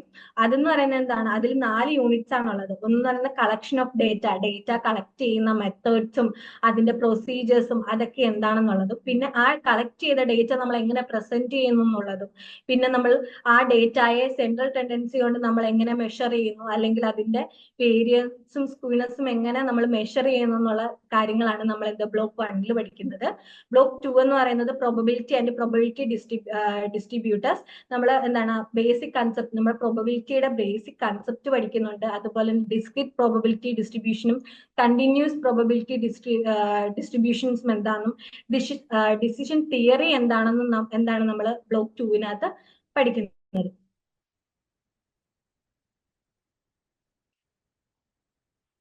ബ്ലോക്ക് 3 പറയുന്നത് എന്താണ് സാമ്പിളിംഗ് ആൻഡ് സാമ്പിളിംഗ് ഡിസ്ട്രിബ്യൂഷൻ. നമ്മൾ +2 മുതലേ കേൾക്കുന്നതാണല്ലോ എന്താണ് സാമ്പിളിംഗ് ഡിസ്ട്രിബ്യൂഷൻസ് എന്നുള്ളത്. അപ്പം എന്താണ് സാമ്പിളിംഗ് മെത്തേഡ്സ്, അതുപോലെ സാമ്പിളിംഗ് ഡിസ്ട്രിബ്യൂഷൻസ് എന്തൊക്കെയാണ്, ടെസ്റ്റിംഗ് ഓഫ് ഹൈപ്പോത്തിസിസ്, അതുപോലെ സ്കൈ സ്ക്വയർ ടെസ്റ്റ്, അതൊക്കെ എന്താണെന്നുള്ളതാണ് നമ്മൾ എന്താ വെച്ചാൽ ഇച്ചിരി കാര്യമായിട്ട് എന്താണ് സാമ്പിളിംഗ്, അല്ലെങ്കിൽ എന്താണ് ആ സാമ്പിളിംഗ് ഡിസ്ട്രിബ്യൂഷൻസ്, അല്ലെങ്കിൽ ടെസ്റ്റിംഗ് ഓഫ് ഹൈപ്പോത്തിസിസ് എന്താണ്, അല്ലെങ്കിൽ സ്കൈ സ്ക്വയർ എന്താണ്, അത് എങ്ങനെയാണ് ആപ്ലിക്കബിൾ ആവുന്നത്, അങ്ങനെയുള്ള എല്ലാ കാര്യങ്ങളുമാണ് നമ്മൾ എന്താണ് സാമ്പിളിങ്ങും അല്ലെങ്കിൽ സാമ്പിളിംഗ് ഡിസ്ട്രിബ്യൂഷനിലൂടെ നമ്മൾ ബ്ലോക്ക് 3 പഠിക്കുന്നത്. ബ്ലോക്ക് 4 എന്ന് പറയുന്നത് ഫോർകാസ്റ്റിംഗ് മെത്തേഡ്സ്, ബിസിനസ് ഫോർകാസ്റ്റ് ചെയ്യുന്നത്, അതുപോലെ തന്നെ കോറിലേഷൻ, റിഗ്രഷൻ, അതുപോലെ തന്നെ ടൈം സീരീസ് അനാലിസിസ്, അങ്ങനെയുള്ള കാര്യങ്ങളാണ് നമ്മൾ എന്ത് ബ്ലോക്ക് 4 പഠിക്കുന്നത്. അപ്പം quantitative analysis four managerial application എന്താണ് 4 ബ്ലോക്ക് ആണുള്ളത്. അടുത്തത് MC023 എന്ന് പറയുന്നതാണ് സ്ട്രാറ്റജിക് മാനേജ്മെന്റ് എന്ന് പറയാം. സ്ട്രാറ്റജിക് മാനേജ്മെന്റിനകത്ത് ഫസ്റ്റ് ബ്ലോക്ക് ആണ് എന്ത് ഇൻട്രൊഡക്ഷൻ ടു സ്ട്രാറ്റജിക് മാനേജ്മെന്റ്. എന്താണ് കൺസെപ്റ്റ് ഓഫ് സ്ട്രാറ്റജി, ഒരു ബിസിനസ് ആവുമ്പോൾ എന്തായാലും കുറെ സ്ട്രാറ്റജീസ് ഒക്കെ ഉപയോഗിക്കണമല്ലോ അല്ലെ. അപ്പൊ എന്താണ് കൺസെപ്റ്റ് ഓഫ് സ്ട്രാറ്റജീസ് എന്താണ്, അല്ലെങ്കിൽ ഒരു സ്ട്രാറ്റജിക് ആയിട്ട് നമുക്ക് എങ്ങനെ ഫ്രെയിം വർക്ക് ചെയ്യാം, അല്ലെങ്കിൽ ഒരു സ്ട്രാറ്റജി എങ്ങനെ നമുക്ക് എന്താ ഫ്രെയിം വർക്ക് ചെയ്യാം, അല്ലെങ്കിൽ ഒരു ഗ്ലോബൽ കോണ്ടെക്സ്റ്റിൽ നമുക്ക് എന്ത് ചെയ്യാം, ഒരു സ്ട്രാറ്റജീസിനെ എങ്ങനെ ഇംപ്ലിമെന്റ് ചെയ്യാം എന്നുള്ള കാര്യങ്ങളാണ് നമ്മൾ ബ്ലോക്ക് 1 പറയുന്നത്. ബ്ലോക്ക് 2 എന്ന് പറയുമ്പോൾ എൻവയോൺമെന്റ് ആൻഡ് അനാലിസിസ് എന്ന് പറയാം. എന്ന് വെച്ചാൽ എക്സ്റ്റേണൽ ആയിട്ട് നമ്മൾ എൻവയോൺമെന്റിനെ അനാലിസിസ് ചെയ്യുന്നത് എങ്ങനെ, അല്ലെങ്കിൽ ഒരു കോമ്പറ്റേറ്റീവിനെ നമ്മൾ എങ്ങനെ അനാലിസിസ് ചെയ്യും, അല്ലെങ്കിൽ ഇന്റേണലി നമ്മൾ എങ്ങനെയാണ് എൻവയോൺമെന്റിനെ അനാലിസിസ് ചെയ്യുന്നത്, അങ്ങനെയുള്ള കാര്യങ്ങൾ യൂണിറ്റ് ആയിട്ട് പഠിക്കുന്നതാണ് നമ്മൾ ബ്ലോക്ക് 2 എൻവയോൺമെന്റൽ അനാലിസിസ് എന്ന് പറയുന്നത്. ബ്ലോക്ക് 3-ക്കകത്ത് എന്താണ് ഫോർമുലേഷൻ ഓഫ് സ്ട്രാറ്റജീസ്. നമ്മൾ അനാലിസിസ് എൻവയോൺമെന്റിനെ അനാലിസിസ് ചെയ്ത് കഴിഞ്ഞു. അടുത്ത് നമ്മൾ എന്താ പഠിക്കാന്ന് ഫോർമുലേഷൻ ഓഫ് സ്ട്രാറ്റജീസ്. അതിനെ വെച്ചിട്ട് നമ്മൾ എന്ത് ചെയ്യുന്നു, സ്ട്രാറ്റജീസ് ഫോർമുലേറ്റ് ചെയ്യുന്നു. അപ്പൊ എന്താണ് ബിസിനസ് ലെവലിൽ നമ്മൾ എന്ത് ചെയ്യുക, സ്ട്രാറ്റജി ഫോർമുലേഷൻ ചെയ്യുന്നതിനെ കുറിച്ചിട്ട്, അതുപോലെ തന്നെ കോമ്പറ്റീറ്റീവ് ആയിട്ട് നമുക്ക് എങ്ങനെ സ്ട്രാറ്റജീസ് ഫോർമുലേറ്റ് ചെയ്യാം, ആ കോമ്പറ്റീറ്റീവ് അഡ്വാൻറ്റേജ് നേടാനായിട്ട് നമുക്ക് എങ്ങനെ സ്ട്രാറ്റജീസ് ഫോർമുലേറ്റ് ചെയ്യാം, അതിന്റെ കോർപ്പറേറ്റ് ലെവലായിട്ട് നമുക്ക് എങ്ങനെ സ്ട്രാറ്റജീസ് ഇംപ്ലിമെന്റ് ചെയ്യാം, അതിനെക്കുറിച്ച് നമ്മൾ ഇമ്പോർട്ടന്റ് ആയിട്ട് പഠിക്കുന്നതാണ് ദ ഫോർമുലേഷൻ ഓഫ് സ്ട്രാറ്റജി എന്ന് പറയുന്നത്. ബ്ലോക്ക് 4-നകത്താണ് സ്ട്രാറ്റജിക് ഇംപ്ലിമെന്റ് ആൻഡ് കൺട്രോൾ എന്ന് പറയുന്നത്. എന്ന് വെച്ചാൽ നമുക്ക് ആ ഒരു സ്ട്രാറ്റജീസിനെ നമുക്ക് എങ്ങനെ ഇംപ്ലിമെന്റ് ചെയ്യാം, ബിഹേവിയറൽ ഡൈമെൻഷൻസ്, അതേപോലെ തന്നെ കോർപ്പറേറ്റ് ഗവേണൻസ്, അതുപോലെ തന്നെ അതിനെ എങ്ങനെ കൺട്രോൾ ചെയ്യാം, അതിനെ എങ്ങനെ ഇവാലുവേറ്റ് ചെയ്യാം, അങ്ങനെയുള്ള ഒരു 4 ബ്ലോക്കിലായിട്ട് പഠിക്കുന്ന, അല്ല യൂണിറ്റ് ആയിട്ട് പഠിക്കുന്ന ബ്ലോക്കാണ് ബ്ലോക്ക് 4 എന്ന് പറയുന്നത്. അങ്ങനെ നമ്മുടെ സ്ട്രാറ്റജിക് മാനേജ്മെന്റിന് 4 ബ്ലോക്കാണ് ഉള്ളത്. അടുത്തതാണ് MC0024 എന്ന് പറയുന്നത് business ethics and CSR corporate social responsibility എന്നാണ് പറയുന്നത്. അപ്പം ബ്ലോക്ക് 1-ൽ എന്താണ്, ഒരു ബിസിനസ്സിന് എന്തായിരിക്കും, ഒരു എത്തിക്സ് ഉണ്ടായിരിക്കും അല്ലെ. അപ്പൊ എന്താണ് ബിസിനസ് എത്തിക്സ് ആൻഡ് ബിസിനസ് എന്നാണ് ബ്ലോക്ക് 1-ന്റെ പേര്. എന്ന് വെച്ചാൽ ബിസിനസ് എത്തിക്സ്, ബിസിനസ്സിന് എന്താണ് ആ ഒരു എത്തിക്സോടെ മുന്നോട്ട് പോകണം അല്ലെ. അപ്പൊ അതിന്റെ മൊത്തത്തിലുള്ള എന്താണ് ഒരു ഓവർവ്യൂ, അതുപോലെ തന്നെ ഒരു ബിസിനസ് എത്തിക്സിന്റെ കൺസെപ്റ്റ്, തിയറി, അതുപോലെ തന്നെ എത്തിക്കൽ ഡൈമെൻഷൻസ്, എത്തിക്കൽസ് ഇൻ ബിസിനസ് എല്ലാം നമ്മൾ എന്താണ് ഇൻഡെപ്ത് ആയിട്ട് പഠിക്കുന്നതാണ് ബ്ലോക്ക് 1 എന്ന് പറയുന്നത്. ബ്ലോക്ക് 2 എന്ന് പറയുന്നത് evaluation and concept of CSR എന്ന് പറയുന്നത് എന്താണ് കോർപ്പറേറ്റ് സോഷ്യൽ റെസ്പോൺസിബിലിറ്റി. അപ്പം അതിന്റെ എന്താണ് ഒരു ഓവർവ്യൂ, അതേപോലെ തന്നെ ബിസിനസ് സ്ട്രാറ്റജീസ് ഇൻ CSR, അതേപോലെ തന്നെ CSR ഇൻ ഗ്ലോബൽ കോണ്ടെക്സ്റ്റ്, അതേപോലെ ബിസിനസ് എത്തിക്സ് ആൻഡ് CSRന്റെ ലിങ്കേജസ്, അതൊക്കെയാണ് നമ്മൾ എന്ത് ചെയ്യുക ബ്ലോക്ക് 2-നകത്ത് പഠിക്കുന്നത്. മൂന്നാമത്തെയാണ് എന്താ corporate social responsibility in India. ഇന്ത്യയിൽ എന്താണ് കോർപ്പറേറ്റ് സോഷ്യൽ റെസ്പോൺസിബിലിറ്റി, അതാണ് നമ്മൾ എന്താണ് ബ്ലോക്ക് 3-ൽ പഠിക്കുന്നത്. അതെന്താണ് CSR ഇൻ ഇന്ത്യൻ കോണ്ടെക്സ്റ്റിൽ CSR എന്താണ്, അല്ലെങ്കിൽ അതിന്റെ കാര്യങ്ങൾ എന്താണ്, അല്ലെങ്കിൽ അതിന്റെ ലെജിസ്ലേഷൻസും പോളിസി ഗൈഡ് ലൈൻസും എന്തൊക്കെയാണ്, അല്ലെങ്കിൽ അതിനെ ഒരു PSUs എന്ന് വെച്ചാൽ പബ്ലിക് സെക്ടർ യൂണിറ്റ്സിൽ അതെന്താണ് എന്ന് എന്താണ് നമ്മൾ പഠിക്കുന്നതാണ് എന്താ ബ്ലോക്ക് 3-ക്കകത്തുള്ളത്. ബ്ലോക്ക് 4-നകത്തുള്ളതെന്ന് പറയുന്നത് CSR ഇംപ്ലിമെന്റേഷൻ ആൻഡ് സസ്റ്റൈനബിലിറ്റി, അതിന്റെ ഇംപ്ലിമെന്റേഷൻ ആൻഡ് സസ്റ്റൈനബിലിറ്റി. അതെങ്ങനെയാണ് എന്താണ് യൂണിറ്റ് 12-ൽ നമ്മൾ പഠിക്കുന്നതാണ് CSR റിപ്പോർട്ടിങ്, അതെങ്ങനെ റിപ്പോർട്ട് ചെയ്യുന്നു, അതിന്റെ പ്രോസസ്, അതിന്റെ ഓഡിറ്റിംഗ്, അതേപോലെ റോൾസ് ആൻഡ് റെസ്പോൺസിബിലിറ്റീസ് ഓഫ് ആ CSR ഡിപ്പാർട്ട്മെന്റിന്റെ റോൾസ് എന്താണ്, അതിന്റെ റെസ്പോൺസിബിലിറ്റീസ് എന്താണ്, അല്ലെങ്കിൽ CSR അതുപോലെ തന്നെ അതിന്റെ സസ്റ്റൈനബിൾ ഡെവലപ്മെന്റ്, സുസ്ഥിര വികസനങ്ങൾ, അതൊക്കെ എന്താണ് എന്ന് നമ്മൾ നോക്കുന്ന 3 യൂണിറ്റിലായിട്ട് നോക്കുന്ന കാര്യങ്ങളാണ് ഇത് ബ്ലോക്ക് 4-നകത്തുള്ള CSR ഇംപ്ലിമെന്റേഷൻ ആൻഡ് സസ്റ്റൈനബിലിറ്റി എന്ന് പറയുന്നത്. അങ്ങനെ 4 ബ്ലോക്സ് ആണ് നമുക്ക് എന്ത് ബിസിനസ് എത്തിക്സ് ആൻഡ് CSR-നകത്തുള്ളത്. ഇത്രയും കാര്യങ്ങൾ ഈ 8 സബ്ജക്റ്റ് ഇത്രയും ഇൻഡെപ്ത് ആയിട്ടാണ് എന്ത് നമ്മൾ ഈ കാര്യങ്ങളൊക്കെ ഈ ഒരു ഫസ്റ്റ് ഇയറിൽ നമ്മൾ പഠിക്കുന്നത്. സെക്കൻഡ് ഇയറിന്റെ എന്താണ് ഡീകോഡിങ് നമ്മൾ ഇനി ഇനി ഒരു വരും സെക്ഷനിൽ വരുന്ന സെക്ഷനിൽ നമ്മൾ ഡീകോഡ് ചെയ്യുന്നതായിരിക്കും. അടുത്ത കാര്യങ്ങൾ പറയാനായിട്ട് നമ്മുടെ രാഗി മാമിന് programme completion requirements and evaluation പറയാനായിട്ട് നമ്മുടെ രാഗി മാമിനെ കാണാം. ഓക്കെ. അപ്പോ നിങ്ങൾക്ക് ഗായത്രി മാം, നിങ്ങൾക്ക് ഫസ്റ്റ് ഇയറിൽ പഠിക്കാനുള്ള സബ്ജക്ട്സുകൾ ഏതൊക്കെയാണെന്നുള്ളതും അതിൻ്റെ ഉള്ളിൽ വരുന്ന യൂണിറ്റ്സുകൾ എന്തൊക്കെയാണ്, ആ സബ്ജക്ട്സുകൾ എന്തൊക്കെയാണെന്നൊക്കെയുള്ള കാര്യങ്ങൾ നിങ്ങൾക്ക് ഡീറ്റെയിൽ ആയിട്ട് പറഞ്ഞു. ഇനി നിങ്ങൾക്ക് MCOM എന്ന് പറയുന്ന പ്രോഗ്രാം, നിങ്ങളുടെ മാസ്റ്റർ ഓഫ് കൊമേഴ്സ് എന്ന് പറയുന്ന പ്രോഗ്രാം ഇഗ്നോയിൽ കംപ്ലീറ്റ് ചെയ്യണമെങ്കിലുള്ള റിക്വയർമെന്റ്സുകൾ എന്തൊക്കെയാണ്, അതിന്റെ ഇവാലുവേഷൻ പ്രോസസ്സുകൾ എന്തൊക്കെയാണെന്നാണ് ഞാൻ പറയാൻ പോകുന്നത്. ഇപ്പൊ ഇഗ്നോയിൽ നിങ്ങൾ പ്രോഗ്രാം കംപ്ലീഷൻ നടത്തുമ്പോൾ നിങ്ങൾക്ക് നമ്മൾ ഓൺബോർഡിങ് സമയത്ത് നമ്മൾ ഓൾറെഡി പറഞ്ഞിട്ടുണ്ടായിരുന്നു, നിങ്ങൾക്ക് അസൈൻമെന്റ്സ് സബ്മിറ്റ് ചെയ്യണം, അതേപോലെ തന്നെ നിങ്ങൾക്ക് ടേം ആൻഡ് എക്സാമിനേഷൻ ഉണ്ട് എന്നുള്ള 2 കാര്യങ്ങൾ നമ്മൾ പറഞ്ഞിട്ടുണ്ടായിരുന്നു. ഈ 2 ഘടകങ്ങളാണ് നിങ്ങളുടെ പ്രോഗ്രാം കംപ്ലീഷന് വേണ്ടിയിട്ടുള്ള പ്രധാന മാനദണ്ഡം എന്ന് പറയുന്നത്. അപ്പൊ അസൈൻമെന്റ്സിലോട്ട് നമ്മൾ കിടക്കുമ്പോൾ, അസൈൻമെന്റ് ഒരു പാർട്ടിലോട്ട് കിടക്കുമ്പോൾ, അസൈൻമെന്റ് എന്ന് പറയുന്നത് നമ്മുടെ ഓൺബോർഡിങ്ങിൽ പറഞ്ഞ പോലെ തന്നെ നിങ്ങൾക്ക് ഒരു ഇഗ്നോയുടെ ക്വസ്റ്റ്യൻ പേപ്പർ പാറ്റേണിൽ നിങ്ങൾക്ക് എന്ത് ചെയ്യാനാണ്, ഇഗ്നോ ഓരോ സൈക്കിളിലും ക്വസ്റ്റ്യൻ പേപ്പറുകൾ യൂണിവേഴ്സിറ്റി വെബ്സൈറ്റിൽ റിലീസ് ചെയ്ത് തരും. ആ ക്വസ്റ്റ്യൻ പേപ്പർ നിങ്ങൾ ആൻസർ എഴുതിക്കൊണ്ട് നിങ്ങളുടെ സ്റ്റഡി സെന്റർ പറയുന്ന ഇൻസ്ട്രക്ഷൻസുകൾ ഫോളോ ചെയ്തുകൊണ്ട് നിങ്ങളുടെ അസൈൻമെന്റ്സുകൾ നിങ്ങൾ എന്ത് ചെയ്യണം, സമയബന്ധിതമായിട്ട് നിങ്ങൾ കംപ്ലീറ്റ് ചെയ്യാനായിട്ട് നിങ്ങൾ ശ്രദ്ധിക്കണം. അപ്പോൾ നിങ്ങൾക്ക് സെമസ്റ്റർ വൈസ് ആണ് നിങ്ങൾക്ക് എന്ത് വരുന്നത്, എക്സാം നിങ്ങൾക്ക് വരുന്നത്. അപ്പോൾ നിങ്ങൾക്ക് ജാനുവരിയിൽ എക്സാം ഉണ്ടായി, ഇപ്പൊ നിങ്ങൾക്ക് ഈ വരുന്ന ജൂണിൽ എക്സാം ഉണ്ടായിരിക്കും. അത് കഴിഞ്ഞതിന് ശേഷം നിങ്ങൾക്ക് ഡിസംബറിൽ നിങ്ങൾക്ക് എക്സാം ഉണ്ടായിരിക്കും. ജൂണിലെ എക്സാം വരുന്ന സ്റ്റുഡൻസിന് യൂണിവേഴ്സിറ്റി പറഞ്ഞിരിക്കുന്ന ഡേറ്റ് മാർച്ച് 31 കൂടിയിട്ട് അസൈൻമെന്റ് സബ്മിറ്റ് ചെയ്യണം എന്നുള്ളതാണ്. അതുപോലെ തന്നെ ഡിസംബറിൽ എക്സാം വരുന്ന സ്റ്റുഡൻസിന് ഒക്ടോബറോട് കൂടിയിട്ട് അസൈൻമെന്റ് സബ്മിറ്റ് ചെയ്യണം എന്നുള്ളതാണ്. പക്ഷേ ഈ ഡേറ്റ് യൂണിവേഴ്സിറ്റി പറഞ്ഞിരിക്കുന്ന ഡേറ്റ് ആണ്, അതിൽ എക്സ്റ്റൻഷനും കാര്യങ്ങളും വരാറുണ്ട്. അപ്പോൾ ഈ ഡേറ്റിന്റെ എക്സ്റ്റൻഷൻ അല്ലെങ്കിൽ അസൈൻമെന്റ് സബ്മിറ്റ് ചെയ്യേണ്ടത് എങ്ങനെയാണ്, അതിന്റെ ഫോർമാറ്റ് എങ്ങനെയാണ് എന്നുള്ള കാര്യങ്ങളൊക്കെ നിങ്ങൾ നിങ്ങളുടെ സ്റ്റഡി സെന്ററുമായിട്ട് കണക്ട് ചെയ്തുകൊണ്ടാണ് നിങ്ങൾ എന്ത് ചെയ്യേണ്ടത്, ക്ലാരിറ്റി വരുത്തേണ്ടത്. ലേൺ വൈസിന്റെ ഭാഗത്ത് നിന്ന് അല്ലെങ്കിൽ നമ്മുടെ ഭാഗത്ത് നിന്ന് നിങ്ങൾക്ക് എന്ത് ചെയ്യും, അതിന്റെ ചെയ്യേണ്ട ജനറൽ ആയിട്ടുള്ള ഇൻസ്ട്രക്ഷൻസും അസൈൻമെന്റിന്റെ ഗൈഡ് ബുക്കും നമ്മുടെ ആപ്പിൽ നിങ്ങൾക്ക് റിലീസ് ചെയ്ത് തരും. അത് നിങ്ങൾക്ക് ഉപയോഗിച്ചുകൊണ്ട് നിങ്ങൾക്ക് എന്ത് ചെയ്യാം, അസൈൻമെന്റ് നിങ്ങൾക്ക് എഴുതാവുന്നതാണ്. അപ്പോൾ റീസെന്റ് ആയിട്ടുള്ള ക്വസ്റ്റ്യൻ പേപ്പർ ആണ് എഴുതാനായിട്ട് നിങ്ങളുടെ സ്റ്റഡി സെന്റർ സജസ്റ്റ് ചെയ്യുക. അപ്പൊ അസൈൻമെന്റ് എഴുതുന്നതിന് മുമ്പ് നിങ്ങൾ എന്ത് ചെയ്യണം, നിങ്ങളുടെ സ്റ്റഡി സെന്ററുമായിട്ട് കണക്ട് ചെയ്യണം. ഈ പർട്ടിക്കുലർ ക്വസ്റ്റ്യൻ പേപ്പർ ഞങ്ങൾ എഴുതിക്കോട്ടെ എന്ന് അവരോട് ചോദിച്ച് അവരുടെ പെർമിഷൻ കിട്ടിക്കഴിഞ്ഞ് കഴിഞ്ഞാൽ അതിനനുസരിച്ച് നിങ്ങൾക്ക് എന്ത് ചെയ്യാം, എഴുതാം.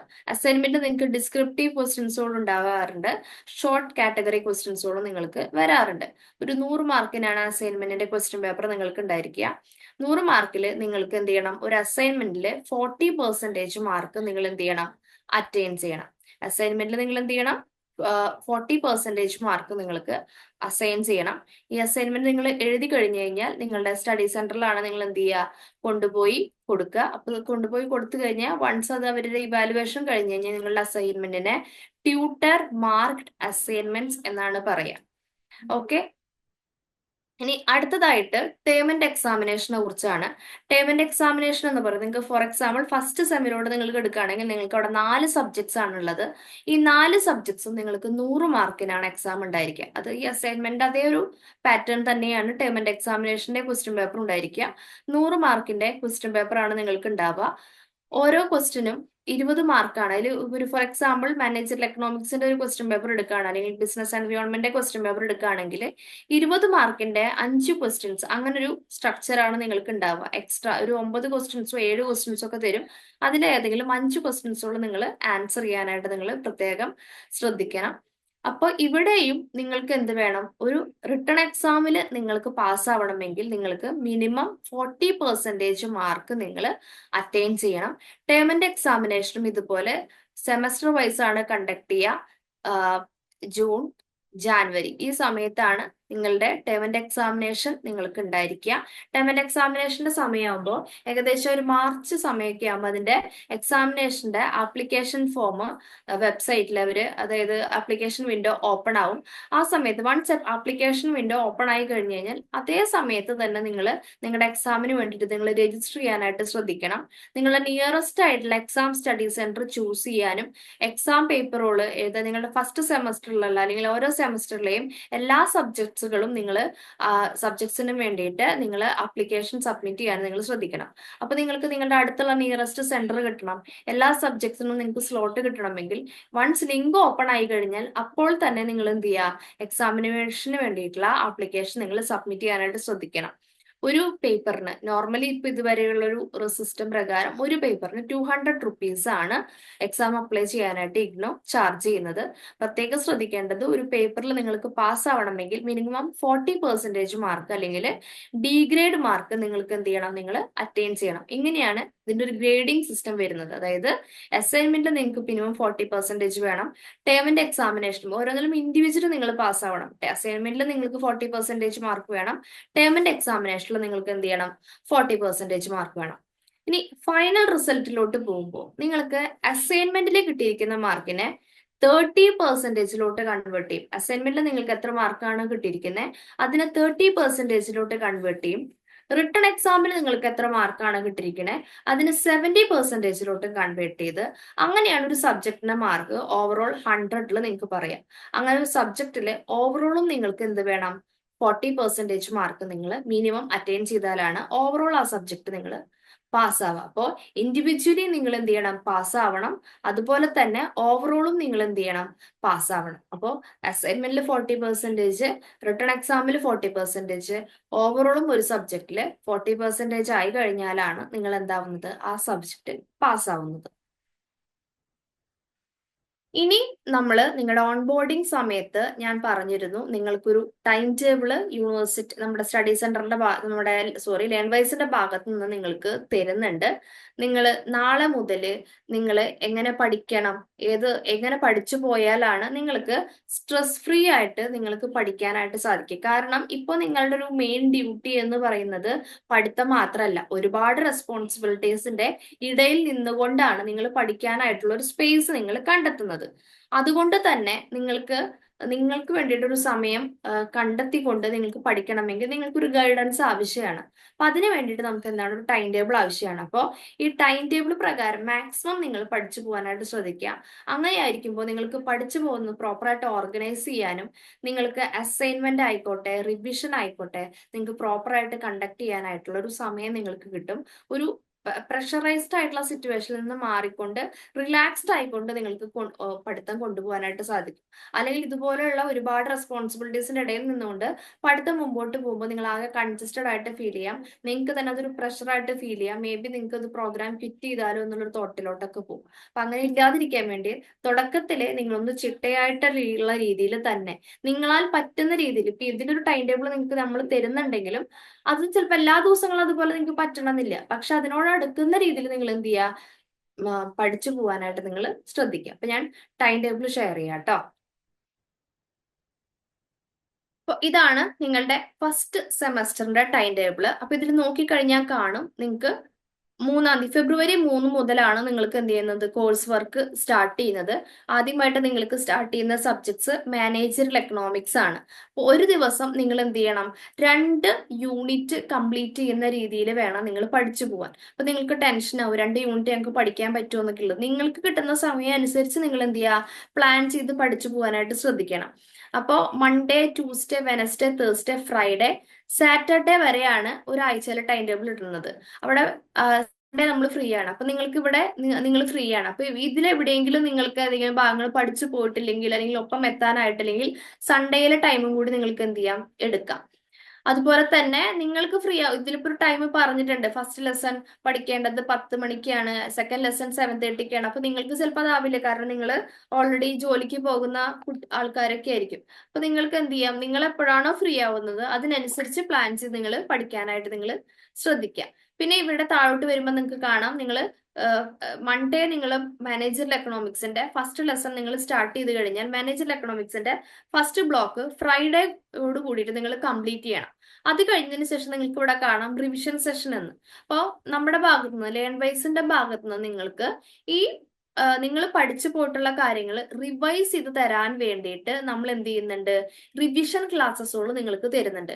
പക്ഷെ ഈ റിവിഷൻ ക്ലാസ്സസുകളിലേക്ക് നിങ്ങൾ ജോയിൻ ചെയ്യുന്നതിനേക്കാൾ മുമ്പ് നിങ്ങൾ എൻഷുർ ചെയ്യേണ്ട ഒരു കാര്യം, നിങ്ങൾക്ക് ഈ പാഠഭാഗത്തിനെ കുറിച്ച് കൃത്യമായ ധാരണ ഉണ്ടായിരിക്കണം. കാരണം റിവിഷൻ ക്ലാസ്സിൽ നമ്മൾക്കെല്ലാം ഡീറ്റെയിൽഡ് ആയിട്ട് പറഞ്ഞു പോകാനായിട്ട് സാധിക്കില്ല. ഒരു ബ്ലോക്കിനെ നിങ്ങൾക്ക് ഒന്നും കൂടി റിവൈസ് ചെയ്ത് തരിക, അതൊന്ന് സമ്മറൈസ് ചെയ്ത് തരിക, അതുപോലെ തന്നെ അതിൽ നിങ്ങളുടെ എന്തെങ്കിലും ഡൗട്ടുകൾ ഉണ്ടെങ്കിൽ അത് ക്ലാരിഫൈ ചെയ്ത് തരിക എന്നുള്ളതാണ് റിവിഷൻ ക്ലാസ്സിന്റെ മെയിൻ പർപ്പസ്. അവിടെ നിങ്ങളുടെ ഡൗട്ട് ക്ലിയറിംഗ് ആണ് നമ്മൾ മെയിൻ ആയിട്ട് ഇന്റന്റ് ചെയ്യുന്നത്. സോ ആയതിനാൽ തന്നെ നിങ്ങൾ നമ്മുടെ ആപ്പിലുള്ള എല്ലാ റിസോഴ്സസുകളും യൂസ് ചെയ്തുകൊണ്ട് ഓരോ സബ്ജക്ട്സുകളും ഓരോ ലെസൺസുകളും കംപ്ലീറ്റ് ചെയ്ത് ഓരോ ബ്ലോക്കുകളും ഫിനിഷ് ചെയ്യുക. അതിനുശേഷം റിവിഷൻ സെഷനിൽ നിങ്ങൾ അറ്റൻഡ് ചെയ്യുക. റിവിഷൻ സെഷൻ നമ്മൾ പൊതുവെ സൂമിലാണ് കണ്ടക്ട് ചെയ്യാറുള്ളത്. ഈവനിങ് ആണ് റിവിഷൻ സെഷൻസുകൾ ഉണ്ടാവുക. ഒരു 7 മുതൽ 9 മണി വരെയുള്ള ഏതെങ്കിലും ഒരു 1 hour സ്ലോട്ടിലാണ് നമ്മൾ റിവിഷൻ സെഷൻസുകൾ വെക്കുക. അതിന്റെ ലിങ്കും കാര്യങ്ങളും ഒക്കെ നിങ്ങളുടെ മെന്റേഴ്സ് ത്രൂ നിങ്ങൾക്ക് എന്ത് ചെയ്യുന്നതാണ്? ഷെയർ ചെയ്യുന്നതാണ്. അപ്പൊ റിവിഷൻ സെഷൻസിൽ ജോയിൻ ചെയ്യാം. ഇൻ കേസ് എന്തെങ്കിലും റിവിഷൻ സെഷൻസിൽ ജോയിൻ ചെയ്യാൻ ബുദ്ധിമുട്ടുണ്ടെങ്കിൽ ഇതിന്റെ റെക്കോർഡഡ് സെഷനും നമ്മുടെ ആപ്പിൽ അവൈലബിൾ ആയിരിക്കും. അപ്പൊ നിങ്ങൾ ഇവിടെ ടൈം ടേബിൾ നിങ്ങൾക്ക് നിങ്ങളുടെ മെന്റേഴ്സ് ത്രൂ ഷെയർ ചെയ്ത് തരുന്നതായിരിക്കും. അങ്ങനെ ഇവിടെ നിങ്ങൾക്ക് കാണാം മാനേജർ എക്കണോമിക്സ്, പിന്നെ അത് കഴിഞ്ഞതിന് ശേഷം അക്കൗണ്ടിങ് ഫോർ മാനേജർ ഡിസിഷൻ എന്ന് പറയുന്ന സബ്ജക്ട് നിങ്ങൾക്ക് പഠിക്കാനുണ്ട്. അതുപോലെ തന്നെ ബിസിനസ് എൻവയോൺമെന്റ്, പിന്നീട് നിങ്ങൾക്ക് പഠിക്കാനായിട്ടുള്ളത് ഓർഗനൈസേഷൻ തിയറി ആൻഡ് ബിഹേവിയർ. അപ്പൊ നിങ്ങളുടെ ഫസ്റ്റ് സെമസ്റ്ററിലെ സബ്ജക്ട്സുകൾ പഠിച്ചു തീർക്കാനായിട്ടുള്ള ഒരു ക്ലിയർ കട്ട് ആയിട്ടുള്ള ഒരു ഗൈഡൻസ് നിങ്ങൾക്ക് കിട്ടുകയാണ്. ഇത് പ്രകാരം നിങ്ങൾ പഠിച്ചു പോവുകയാണെങ്കിൽ നിങ്ങൾക്ക് എന്താണ് മെയ് യോട് കൂടിയിട്ട് മെയ് ഒരു ഹാഫോട് കൂടിയിട്ട് നിങ്ങളുടെ പഠനം നിങ്ങൾക്ക് നിർത്താനായിട്ട് സാധിക്കും. അത് കഴിഞ്ഞതിന് ശേഷം ബാക്കിയുള്ള സമയം നിങ്ങൾക്ക് ഒരു സ്റ്റഡി ലീവായിട്ട് നിങ്ങൾക്ക് ഉപയോഗിക്കാം. അല്ലെങ്കിൽ ആ സമയത്ത് നിങ്ങൾക്ക് എന്ത് ചെയ്യാം, അസൈൻമെന്റ്സോൾ എഴുതണമെങ്കിലോ നിങ്ങൾ ഡൗട്ട് ക്ലിയറൻസിനോ റിവിഷൻ സെഷൻസോൾ വീണ്ടും കാണണമെങ്കിലോ അല്ലെങ്കിൽ പെൻഡിങ് റിവിഷൻ സെഷൻസ് എന്തെങ്കിലുമൊക്കെ ഉണ്ടെങ്കിലോ നമുക്ക് ആ സമയത്ത് കണ്ടക്ട് ചെയ്യാം. അപ്പോൾ ഈ ടൈം ടേബിൾ നിങ്ങൾക്ക് നമ്മൾ ഷെയർ ചെയ്ത് തരുന്നതാണ്. അപ്പോൾ അതിനനുസരിച്ച് നിങ്ങളിപ്പോൾ ഫെബ്രുവരി 3 തൊട്ടാണ് കോഴ്സ് വർക്ക് സ്റ്റാർട്ട് ചെയ്യുന്നതെങ്കിലും നാളെ മുതൽ നിങ്ങൾ എന്ത് ചെയ്യുക, അതിന് വേണ്ടിയിട്ടുള്ള ഒരു ഓർഗനൈസിങ് തുടങ്ങുക. അതായത് ഒരു എങ്ങനെ ടൈം മാറ്റി വെക്കാം എന്നുള്ള കാര്യങ്ങളൊക്കെ നാളെ മുതൽ നിങ്ങൾ പ്ലാൻ ചെയ്യാം. എങ്ങനെ ദിവസം ഒരു 1 അവർ അല്ലെങ്കിൽ 2 അവർ നിങ്ങൾക്ക് മാറ്റി വെക്കാം എന്നുള്ള രീതിയിൽ നിങ്ങൾ പ്ലാൻ ചെയ്യേണ്ടതാണ്. ടൈം ടേബിളിന്റെ ഭാഗം നിങ്ങൾ ക്ലിയർ ആയെന്ന് വിചാരിക്കുന്നു. ഇനി നമുക്ക് വേറെ കുറച്ച് പാർട്ടുകളും ഇനി നമ്മൾ പറഞ്ഞിട്ടുണ്ടായിരുന്നു. അപ്പൊ നമ്മളിപ്പോ തുടക്കത്തിലെ സിലബസ് ഡീകോഡിങ് നമ്മൾ പറഞ്ഞു കഴിഞ്ഞു. നെക്സ്റ്റ് അത് കഴിഞ്ഞതിന് ശേഷം നിങ്ങൾക്ക് തുടക്കത്തിൽ തന്നെ നമ്മളത് കഴിഞ്ഞതിന് ശേഷം നിങ്ങളുടെ ടൈം ടേബിളിനെ കുറിച്ച് പറഞ്ഞു. ഇനി നമുക്ക് നിങ്ങളോട് പറയാനായിട്ടുള്ളത് ലേൺ വൈസിന്റെ ഭാഗത്ത് നിന്ന് നമ്മൾ നിങ്ങൾക്ക് തരുന്ന റിസോഴ്സസുകൾ എന്തൊക്കെയാണ്, അക്കാഡമിക് സപ്പോർട്ട് എന്തൊക്കെയാണ് എന്നുള്ളതാണ് ഇനി ഞാൻ പറയാൻ പോകുന്നത്. അപ്പൊ നമുക്ക് ആ സെഷനിലോട്ട് കിടക്കാം. അപ്പോൾ ജസ്റ്റ് പറയാം എന്തൊക്കെയാണ് ലേൺ വൈസിന്റെ ഭാഗത്ത് നിന്ന് നമുക്ക് തരുന്ന സപ്പോർട്ടുകൾ, ടെക്നോളജിക്കൽ ആയിട്ടുള്ള നിങ്ങൾക്ക് കിട്ടുന്ന സപ്പോർട്ടുകൾ നോക്കാം. അപ്പോൾ ഇവിടെ നമ്മുടെ ഭാഗത്ത് നമ്മൾ കോർ ലേണിംഗ് റിസോഴ്സസ് നിങ്ങൾക്ക് തരുന്നതാണ്. നിങ്ങൾക്ക് റെക്കോർഡഡ് ക്ലാസ്സസുകൾ നമ്മൾ തരുന്നുണ്ട്. അത് നിർബന്ധമായി നിങ്ങളുടെ ലൈവ് റിവിഷൻ സെഷൻ അറ്റൻഡ് ചെയ്യുന്നതിന് മുമ്പ് നിങ്ങൾ എന്ത് ചെയ്യണം, ആപ്പിലുള്ള റെക്കോർഡഡ് ക്ലാസ്സസുകൾ 2 hours അതാണ് ഡീറ്റെയിൽഡ് ആയിട്ടുള്ള ക്ലാസ്സസുകൾ, ആ നിങ്ങൾ നിർബന്ധമായിട്ടും കാണണം. അതുപോലെ തന്നെ ലൈവ് ആയിട്ടുള്ള റിവിഷൻ സെഷൻ നമ്മൾ തരുന്നുണ്ട്. ഇൻ കേസ് നിങ്ങൾക്ക് എന്തെങ്കിലും ലൈവ് റിവിഷൻ സെഷൻ മിസ്സായി പോവുകയാണെങ്കിൽ അതിന്റെ റെക്കോർഡഡ് സെഷൻസുകൾ ആപ്പിൽ തന്നെ നമ്മൾ അവൈലബിൾ ആക്കുന്നുണ്ട്. പിന്നീട് നിങ്ങൾക്ക് വാല്യൂ ആഡഡ് നോട്ട്സ് നമ്മൾ അവൈലബിൾ ആക്കുന്നുണ്ട്. അതായത് ഒരു എൻറ്റയർ ചാപ്റ്ററിനെ വളരെ ക്രിസ്പാക്കി മെയിൻ പോയിന്റ്സുകൾ മാത്രം ഇൻക്ലൂഡ് ചെയ്ത് കൊടുത്തിട്ടുള്ളതാണ് വാല്യൂ ആഡഡ് നോട്ട്സ് എന്ന് പറയുന്നത്. അപ്പൊ ഈ വാല്യൂ ആഡഡ് നോട്ട്സ് നിങ്ങൾക്ക് ഒരു ചാപ്റ്ററിൽ നിന്ന് മറ്റൊരു ചാപ്റ്ററിലേക്ക് പോകുന്നതിനേക്കാളും മുമ്പ് ആ ചാപ്റ്റർ ഒന്ന് ജസ്റ്റ് നിങ്ങൾക്ക് റഫ് ആയിട്ട് ഒന്നും കൂടെ നോക്കണം, അല്ലെങ്കിൽ പെട്ടെന്ന് ഒന്ന് ഒരു എക്സാമിന് പോകുന്നതിനേക്കാളും മുമ്പ് നിങ്ങൾക്ക് ഒന്ന് ഓടിച്ചു നോക്കണമെങ്കിലൊക്കെ നിങ്ങൾക്ക് എന്ത് ചെയ്യാം, വാല്യൂ ആഡഡ് നോട്ട്സ് നിങ്ങൾക്ക് എന്ത് ചെയ്യാം, യൂസ് ചെയ്യാം. അതുപോലെ തന്നെ exam pedia, exam special guide book നിർബന്ധമായിട്ട് നിങ്ങൾ നോക്കേണ്ട റിസോഴ്സസുകളാണ് എക്സാം പീഡിയ അല്ലെങ്കിൽ എക്സാം സ്പെഷ്യൽ ഗൈഡ് ബുക്ക് എന്ന് പറയുന്നത്. എക്സാം പീഡിയയില് ഓരോ ചാപ്റ്ററിലെയും ഇമ്പോർട്ടന്റ് ആയിട്ടുള്ള ക്വസ്റ്റ്യൻസുകൾ കൊടുക്കുന്നുണ്ട്. എക്സാമിന്റെ സമയത്ത് പല കുട്ടികളും നമ്മളോട് ചോദിച്ചു വരുന്നതാണ്, മാം ഇമ്പോർട്ടന്റ് ആയിട്ടുള്ള ക്വസ്റ്റ്യൻസുകൾ തരുമോ എന്നുള്ളത്. ഓൾറെഡി നമ്മുടെ യൂണിറ്റ് വൈസ് തന്നെ ഇമ്പോർട്ടന്റ് ആയിട്ടുള്ള ക്വസ്റ്റ്യൻസുകൾ അല്ലെങ്കിൽ പ്രീവിയസ് ഇയറിൽ ചോദിച്ചിട്ടുള്ള ചോദ്യങ്ങൾ അടങ്ങിയിട്ടുള്ള ഒരു ഡോക്യുമെന്റ് അവൈലബിൾ ആണ്. അപ്പൊ നിങ്ങൾ എന്ത് ചെയ്യുക, ഇന്ന് മുതൽ പഠിക്കാനായിട്ട് ഇരിക്കുമ്പോൾ അല്ലെങ്കിൽ പഠിച്ചു തുടങ്ങുമ്പോൾ നിങ്ങൾ അതായത് എക്സാം പീഡിയ യൂസ് ചെയ്തുകൊണ്ട്, കാരണം നിങ്ങൾക്ക് സമയം വളരെ കുറവാണ്, കുറച്ച് സമയത്തിനുള്ളിൽ നിങ്ങൾ പഠിക്കുന്നത്. അപ്പൊ നിങ്ങൾക്ക് ഇമ്പോർട്ടന്റ് ആയിട്ടുള്ള കാര്യങ്ങൾ മാത്രം ഫോക്കസ് ചെയ്ത് പോകണമെങ്കിൽ നമ്മുടെ exam pedia, exam special guide book നിങ്ങൾ എന്ത് ചെയ്യുക, യൂസ് ചെയ്യാനായിട്ട് നോക്കുക. അതുപോലെ തന്നെ അസൈൻമെന്റ് ആൻസർ ഗൈഡ് ബുക്ക് ഞാൻ പറഞ്ഞു, നിങ്ങൾക്ക് അസൈൻമെന്റ് എന്ന് പറയുന്ന ഒരു സംഗതി നിങ്ങൾക്ക് എഴുതാനായിട്ടുണ്ട്.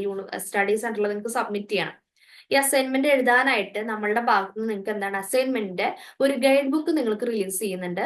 അപ്പോൾ ഇത് നിങ്ങൾക്ക് എന്ത് ചെയ്യാം, ഈ ഗൈഡ് ബുക്കിന്റെ സഹായത്തോട് കൂടിയിട്ട് നിങ്ങൾക്ക് എന്ത് ചെയ്യാം, നിങ്ങളുടെ അസൈൻമെന്റോട് നിങ്ങൾക്ക് ഫിനിഷ് ചെയ്യാം. അപ്പോൾ പ്രത്യേകം ശ്രദ്ധിക്കേണ്ടത് അത് അതുപോലെ തന്നെ കോപ്പി ചെയ്യാതിരിക്കാൻ നിങ്ങൾ പ്രത്യേകം ശ്രദ്ധിക്കണം. കാരണം നിങ്ങളുടെ അസൈൻമെന്റ് വേറൊരു അസൈൻമെന്റും ഈ സെയിം ഗൈഡ് ബുക്ക് നോക്കിയാണ് കോപ്പി ചെയ്തിരിക്കുന്നത്, രണ്ടും ഒരേപോലെ ഇരിക്കുന്ന കണ്ടു കഴിഞ്ഞാൽ മേ ബി സ്റ്റഡി സെന്റേഴ്സ് വളരെ സ്ട്രിക്റ്റ് ആയിട്ടുള്ള സ്റ്റഡി സെന്റർ ആണെങ്കിൽ രണ്ടിലൊരാളുടെയോ രണ്ടുപേരുടെയോ അസൈൻമെന്റ് അവിടെ എന്ത് ചെയ്യാം, റിജക്ട് ചെയ്യപ്പെടാം. ആയതിനാൽ നിങ്ങൾ അസൈൻമെന്റ് ആൻസർ ഗൈഡ് ബുക്ക് നിങ്ങൾക്ക് യൂസ് ചെയ്യുക. പ്ലസ് അതിനോടൊപ്പം തന്നെ നിങ്ങൾക്കുള്ള ഓൺ നോളേജ് അതറിയാൻ വേണ്ടിയാണ് യൂണിവേഴ്സിറ്റി ഒരു അസൈൻമെന്റ് എന്ന് പറയുന്ന ഒരു ഘടകം വെച്ചിരിക്കുന്നത്. നിങ്ങൾക്ക് എന്തറിയാം ആ ചോദ്യത്തിനെ കുറിച്ച്, അല്ലെങ്കിൽ നിങ്ങൾക്ക് എന്തറിയാം ആ ഫാക്ടിനെ കുറിച്ച് എന്നുള്ളത് നിങ്ങൾ എഴുതുക. പ്ലസ് നിങ്ങൾക്ക് ഗൂഗിളിൽ നിന്ന് കിട്ടുന്ന റിസോഴ്സുകൾ, SLM അതൊക്കെ ഉപയോഗിച്ചുകൊണ്ട് നിങ്ങൾക്ക് എന്ത് ചെയ്യാം, എഴുതാം. പിന്നീട് ഇപ്പൊ നമ്മൾ എക്സ്ട്രാ കഴിഞ്ഞ 2-3 സൈക്കിൾസ് നമ്മൾ എക്സ്ട്രാ സ്റ്റുഡൻസിന് കൊടുക്കുന്നതാണ് previous year question paper ultimate analysis. ഓരോ എക്സാം അടുക്കും തോറും നമ്മൾ ഓരോ സബ്ജക്ട്സിന്റെയും previous year question paper refer ചെയ്തുകൊണ്ട് നിങ്ങൾക്ക് previous year question paper ultimate analysis എന്ന് പറഞ്ഞുകൊണ്ട് ഒരു വീഡിയോ, ഒരു ഡോക്യുമെന്റ് ആപ്പിൽ അവൈലബിൾ ആക്കാറുണ്ട്. അതിൽ ഓരോ സബ്ജക്ട്സിലെയും ഏതൊക്കെ ബ്ലോക്കുകളാണ് കൂടുതൽ ബ്ലോക്കുകളിൽ നിന്നാണ് കൂടുതൽ ചോദ്യങ്ങൾ എക്സാമിന് ചോദിക്കാറുള്ളത്, ഏതൊക്കെ ബ്ലോക്കുകളാണ് ഇമ്പോർട്ടന്റ് ആയിട്ടുള്ള ബ്ലോക്കുകൾ, ആ ബ്ലോക്കിൽ ഏതൊക്കെ യൂണിറ്റ്സുകളിൽ നിന്ന് ഏതൊക്കെ ക്വസ്റ്റ്യൻസുകളാണ് കൂടുതൽ തവണ റിപ്പീറ്റഡ് ആയിട്ട് വരുന്നത്, ഇതൊക്കെ എന്താണ് previous year question paper ultimate അനാലിസിസിലൂടെ നോക്കിക്കഴിഞ്ഞാൽ നിങ്ങൾക്ക് അറിയാം. അതുപോലെ തന്നെ എക്സാമിനോട് അനുബന്ധിച്ച് വരുന്ന ദിവസങ്ങളിൽ ആ ഒരു പർട്ടിക്കുലർ സെമസ്റ്ററിൽ ഇമ്പോർട്ടന്റ് ആയിട്ടുള്ള അല്ലെങ്കിൽ കൂടുതൽ സ്ട്രിക്ട് അല്ലെങ്കിൽ ഒരു ടഫ് ആയിട്ടുള്ള വിഷയം ഏതാണ്, അതിന്റെ നമ്മൾ എന്ത് ചെയ്യണം, ഒരു മോഡൽ എക്സാം കണ്ടക്ട് ചെയ്യാറുണ്ട്. അപ്പൊ ഈ മോഡൽ എക്സാം നിങ്ങൾക്ക് കണ്ടക്ട് ചെയ്യുമ്പോൾ നിങ്ങളുടെ റിയൽ എക്സാം ഹാളിലേക്ക് നിങ്ങൾ പോകുന്നതിനേക്കാൾ മുമ്പ് നിങ്ങൾ എന്ത് ചെയ്യണം, എക്സ്പീരിയൻസ് ചെയ്യാണ്. കറക്റ്റ് ഇഗ്നോർഡ് അതേ പാറ്റേണിൽ തന്നെയാണ് നമ്മൾ എന്ത് ചെയ്യാറുള്ളത്, മോഡൽ എക്സാം കണ്ടക്ട് ചെയ്യുന്നത്. ആയതിനാൽ തന്നെ നിങ്ങൾ ആ റിയൽ എക്സാമിന്റെ എക്സ്പീരിയൻസ് ഒന്ന് മുൻപേ കൂട്ടിയിട്ട് നിങ്ങളത് അറിയുമ്പോൾ നിങ്ങൾക്ക് എക്സാമിന്റെ സമയത്ത് കുറച്ചും കൂടി കോൺഫിഡൻസോട് കൂടിയിട്ട് എക്സാമിനെ സമീപിക്കാനായിട്ട് പറ്റും. അതുപോലെ തന്നെ എക്സാമിന്റെ സമയത്ത് എക്സാമിന്റെ application window, exam form fill ചെയ്യാനുള്ള വിൻഡോ ഓപ്പൺ ആയി കഴിഞ്ഞ് കഴിഞ്ഞാൽ, രജിസ്ട്രേഷൻ സ്റ്റാർട്ട് ചെയ്ത് കഴിഞ്ഞാൽ നമ്മളെ ഭാഗത്ത് ഇഗ്നോ എക്സാം ഹെൽപ്പ് ഡെസ്ക് ഉണ്ട്. അതുവഴി നിങ്ങൾക്ക് എന്ത് ചെയ്യാം, എക്സാമിനേഷന് വേണ്ടിയിട്ട് കറക്റ്റ് സമയത്ത് രജിസ്ട്രേഷൻ കംപ്ലീറ്റ് ചെയ്യാനായിട്ട് നിങ്ങൾക്ക് സാധിക്കും. പിന്നെ ഇംഗ്ലീഷ് എൻറിച്ച്മെന്റ് പ്രോഗ്രാം, നമ്മളിവിടെ ഒരു ലേണറിന്റെ ഒരു ഓവറോൾ ഡെവലപ്മെന്റ് ആണ് ഫോക്കസ് ചെയ്യുന്നത്. അക്കാഡമിക് വൈസ് അല്ലെങ്കിൽ ഈ ഒരു 2 വർഷം മാത്രമല്ല നമ്മൾ ഫോക്കസ് ചെയ്യുന്നത്. ഈ ഒരു കുട്ടി ഇവിടുന്ന് പഠിച്ചിറങ്ങി കഴിഞ്ഞു കഴിഞ്ഞാൽ കരിയർ വൈസ് അല്ലെങ്കിൽ ആ കുട്ടിക്ക് പുറത്തേക്ക് ജോലിക്ക് ഇറങ്ങണമെങ്കിൽ ലാംഗ്വേജ് ഒരുപാട് പ്രാധാന്യം വഹിക്കുന്നുണ്ട് ഇന്നത്തെ കാലത്ത്. അപ്പൊ അതിനു വേണ്ടിയിട്ട് നമ്മൾ എന്ത് ചെയ്യുന്നുണ്ട്, ഇംഗ്ലീഷ് എൻറിച്ച്മെന്റ് പ്രോഗ്രാം എന്ന് പറഞ്ഞിട്ട് ഒരു ഇനീഷ്യേറ്റീവ് നമ്മൾ സ്റ്റാർട്ട് ചെയ്തിട്ടുണ്ട്. ഒരു 180 ഡേയ്സ് അല്ലെങ്കിൽ 150 ഡേയ്സിന്റെ ഒരു ഇനീഷ്യേറ്റീവ് ആണ്. അവിടെ നിങ്ങൾക്കൊണ്ട് ഡെയിലി ടാസ്കുകൾ തന്നുകൊണ്ട് നിങ്ങൾ ഇംഗ്ലീഷിനുള്ള പരിജ്ഞാനം അല്ലെങ്കിൽ അത് ഒന്നും കൂടി ഷാർപ്പൻ ചെയ്തെടുക്കുന്നതാണ് ഇംഗ്ലീഷ് എൻറിച്ച്മെന്റ് പ്രോഗ്രാം എന്നുകൊണ്ട് ഉദ്ദേശിക്കുന്നത്. പിന്നെ കോ കരിക്കുലർ ആക്ടിവിറ്റീസ്, ഓണം ആയിക്കോട്ടെ, ക്രിസ്മസ് ആയിക്കോട്ടെ, അതുപോലെ തന്നെ എന്ത് പ്രധാനപ്പെട്ട ദിവസങ്ങളും, അതായത് മെന്റൽ ഹെൽത്ത് ഡേ, അതുപോലെ തന്നെ വിമൻസ് ഡേ, അങ്ങനെ വരുന്ന ദിവസങ്ങളിലൊക്കെ നമ്മളിവിടെ കോ കരിക്കുലർ ആക്ടിവിറ്റീസ് സ്റ്റുഡൻസിന് അവർക്ക് അവരുടേതായിട്ടുള്ള ടാലന്റ് പ്രൂവ് ചെയ്യാനായിട്ട്, അല്ലെങ്കിൽ ടാലന്റ് ഉണ്ട് അപ്പോൾ ഒരു ഓൺലൈൻ ആണ് അവർക്ക് അതിനുള്ള ഒരു സ്പേസ് കിട്ടുന്നില്ല എന്നുള്ളൊരു തോന്നൽ അവർക്ക് ഇല്ലാതിരിക്കാൻ വേണ്ടിയിട്ട് വിർച്വലി തന്നെ നമുക്ക് അവരുടെ സർഗാത്മകമായിട്ടുള്ള കഴിവുകൾ പരിപോഷിപ്പിക്കാൻ വേണ്ടിയിട്ടുള്ള ഒരുപാട് അവസരങ്ങൾ നമ്മൾ എന്ത് ചെയ്യാറുണ്ട്, ഒരുക്കി കൊടുക്കാറുണ്ട്. അപ്പൊ ആ സമയത്തൊക്കെ നിങ്ങളുടെ ഭാഗത്തുനിന്നുള്ള ഒരു ആക്റ്റീവ് പാർട്ടിസിപ്പേഷൻ നമ്മൾ എപ്പോഴും നമ്മൾ എന്ത് ചെയ്യുന്നുണ്ട്, എക്സ്പെക്ട് ചെയ്യുന്നുണ്ട്. പിന്നീട് നമുക്ക് upskilling and career development initiative ആയിട്ട് നമ്മളിപ്പോ ഈ ഒരു കഴിഞ്ഞ കുറച്ച് സൈക്കിൾസിലായിട്ട് ഒരുപാട് എമിനന്റ് ആയിട്ടുള്ള പേഴ്സണാലിറ്റീസ്, അതായത് ഓരോ രംഗത്തും ഓരോ ഓണ്ടർപ്രണറിയൽ രംഗത്തായിക്കോട്ടെ അല്ലെങ്കിൽ വൈദഗ്ധ്യം തെളിയിച്ചിട്ട് ആൾക്കാരെ വിളിച്ചുകൊണ്ട് നമ്മൾ ക്ലാസ്സസുകൾ സൂമിൽ നമ്മൾ ക്ലാസ്സസുകൾ അറേഞ്ച് ചെയ്യുന്നുണ്ട്. അപ്പൊ അത് കുട്ടികൾക്ക് അത് എന്ത് ചെയ്യണം, ഒരു മോട്ടിവേഷൻ ആണ്. അവർക്ക് അതുപോലെ ആകാനായിട്ട്, അല്ലെങ്കിൽ അങ്ങനെ ആവണമെങ്കിൽ, അവരെ പോലെ ആവണമെങ്കിൽ, അതുപോലെ ഒരു സംരംഭം സ്റ്റാർട്ട് ചെയ്യണമെങ്കിൽ എന്തൊക്കെ കാര്യങ്ങളാണ് ആവശ്യങ്ങളുള്ളത്. അപ്പൊ ഒരു കരിയറിനെ ഫോക്കസ് ചെയ്തിട്ടുള്ള ഒരുപാട് ഇനിഷ്യേറ്റീവ്സും നമ്മൾ എന്ത് ചെയ്യുന്നുണ്ട്, ലേൺ വൈസിന്റെ ഭാഗത്ത് നിന്ന് നമ്മൾ പ്രൊവൈഡ് ചെയ്യുന്നുണ്ട്. ഓക്കെ, അപ്പൊ ഇത്രയും കാര്യങ്ങളാണ് നമുക്ക് എന്ത് ചെയ്യാനുള്ള ഇത്രയും കാര്യങ്ങളാണ് ഇന്നത്തെ സിലബസ് ഡീകോഡിംഗ് സെഷനിൽ നമുക്ക് നിങ്ങളോട് പറയാനായിട്ടുള്ളത്. ഇനി നിങ്ങൾക്ക് തന്നിരിക്കുകയാണ്, നിങ്ങൾക്ക് എന്തെങ്കിലും ഡൗട്ട് ക്വസ്റ്റ്യൻസുകൾ ചോദിക്കാനുണ്ടെങ്കിൽ നിങ്ങൾക്ക് എന്ത് ചെയ്യാം, ചോദിക്കാം. നിങ്ങളുടെ ക്വസ്റ്റ്യൻ ആൻസർ സെക്ഷൻ ആണ്. ആർക്കെങ്കിലും എന്തെങ്കിലും ചോദിക്കാനുണ്ടെങ്കിൽ ചോദിക്കാം. ഹലോ മാം, ആ, ചോദിച്ചോളൂ. നമ്മുടെ ഈ അസൈൻമെന്റ് ടൈം ഒക്കെ എപ്പോഴായിരിക്കും ഉണ്ടാവുക ഏകദേശം? അസൈൻമെന്റ് നിങ്ങൾക്ക് ഇപ്പൊ ഈ വരുന്നത്, ഓക്കെ, അസൈൻമെന്റിന്റെ നിങ്ങൾക്ക് വരുന്നത് ഈ ജൂണിലാണ് നിങ്ങൾക്ക് എന്ത് ചെയ്യേണ്ടത്, അസൈൻമെന്റ് എക്സാം നിങ്ങൾക്ക് വരുന്നത്. അപ്പൊ മാർച്ചോട് കൂടിയിട്ടാണ് നിങ്ങൾക്ക് എന്ത് ചെയ്യേണ്ടത്, അസൈൻമെന്റ് എഴുതി വെക്കേണ്ടത്. അത് യൂണിവേഴ്സിറ്റി പറഞ്ഞിരിക്കുന്ന ഡേറ്റ് March 31 ആണ് വരിക. പക്ഷെ അതിൽ എക്സ്റ്റൻഷൻ വരാറുണ്ട്. അത് ഓരോ സ്റ്റഡി സെന്റേഴ്സും നമുക്ക് എന്ത് ചെയ്യാറുണ്ട്, എക്സ്റ്റൻഷൻ തരാറുണ്ട്. എംകോം ഫസ്റ്റ് സെമ്മിലുള്ള 4 പേപ്പറിനും അസൈൻമെന്റ് ഉണ്ടാവും? അതെ അതെ, നിങ്ങൾക്ക് എത്ര സബ്ജക്ട്സുകളാണോ ഓരോ സെമ്മിൽ നിങ്ങൾക്ക് പഠിക്കാനുള്ളത് അത്രയും സബ്ജക്ട്സിന് നിങ്ങൾ എന്ത് ചെയ്യണം, അസൈൻമെന്റ് എഴുതി സബ്മിറ്റ് ചെയ്യണം. ആരാണ് ആരാണ് ചോദിക്കുന്നേ? അസ്ന. ആ ഹാ ഹാ ഹാ, ബികോം അല്ല എംകോം തസ്നയാണ്. ഓക്കെ ഓക്കെ, അസ്ന പറഞ്ഞോളൂ. ഇപ്പൊ അസൈൻമെന്റിന്റെ ക്വസ്റ്റ്യൻസ് വന്നു കഴിഞ്ഞാല് നമ്മൾ സ്റ്റഡി സെന്ററിൽ നേരിട്ട് പോയിട്ട് നേരിട്ട് പോയി ചോദിക്കണോ അതോ ഫോൺ വഴി കണക്ട് ചെയ്താൽ മതിയോ? നമ്മൾ ഫോൺ ത്രൂ കണക്ട് ചെയ്യാനായിട്ട് നമ്മൾ ആദ്യം ശ്രദ്ധിക്കുക. ഈവൻ ഇപ്പോ അവരുടെ ഭാഗത്തുനിന്ന് റെസ്പോൺസ് കിട്ടുന്നില്ലെങ്കിൽ നിങ്ങൾക്ക് എന്ത് ചെയ്യാം, ഡയറക്റ്റ് ആയിട്ട് ഒന്ന് പോയിട്ട് നിങ്ങൾക്ക് എന്ത് ചെയ്യാം, അന്വേഷിക്കാം. ഫോൺ ത്രൂ കണക്ട് ചെയ്യാൻ പറ്റും. പിന്നെ അസൈൻമെന്റ് ഒക്കെ എഴുതുന്ന ഒരു സമയമൊക്കെ ആവുമ്പോൾ പല സ്റ്റഡി സെന്റേഴ്സും എന്ത് ചെയ്യാറുണ്ട്, ഗ്രൂപ്പുകൾ ക്രിയേറ്റ് ചെയ്യാറുണ്ട്. അത് എല്ലാ സ്റ്റഡി സെന്റേഴ്സും ചെയ്യണമെന്നില്ല. പല സ്റ്റഡി സെന്റേഴ്സും ഗ്രൂപ്പുകൾ ക്രിയേറ്റ് ചെയ്യാറുണ്ട്. മെയിൽ ത്രൂ നിങ്ങൾക്ക് ഇൻഡക്ഷൻ ക്ലാസ്സസിന്റെ ഇന്റിമേഷൻ ഒക്കെ തരാറുണ്ട്. അപ്പൊ ഇൻഡക്ഷൻ ക്ലാസ്സസുകളൊക്കെ വരികയാണെങ്കിൽ നിങ്ങൾ അത് പോയി അറ്റൻഡ് ചെയ്യാനായിട്ട് നോക്കുക. അപ്പൊ അവരുമായിട്ട് നിങ്ങൾക്ക് എന്ത് ചെയ്യാം, ഡയറക്റ്റ് ആയിട്ട് കമ്മ്യൂണിക്കേറ്റ് ചെയ്യാനായിട്ട് സാധിക്കും.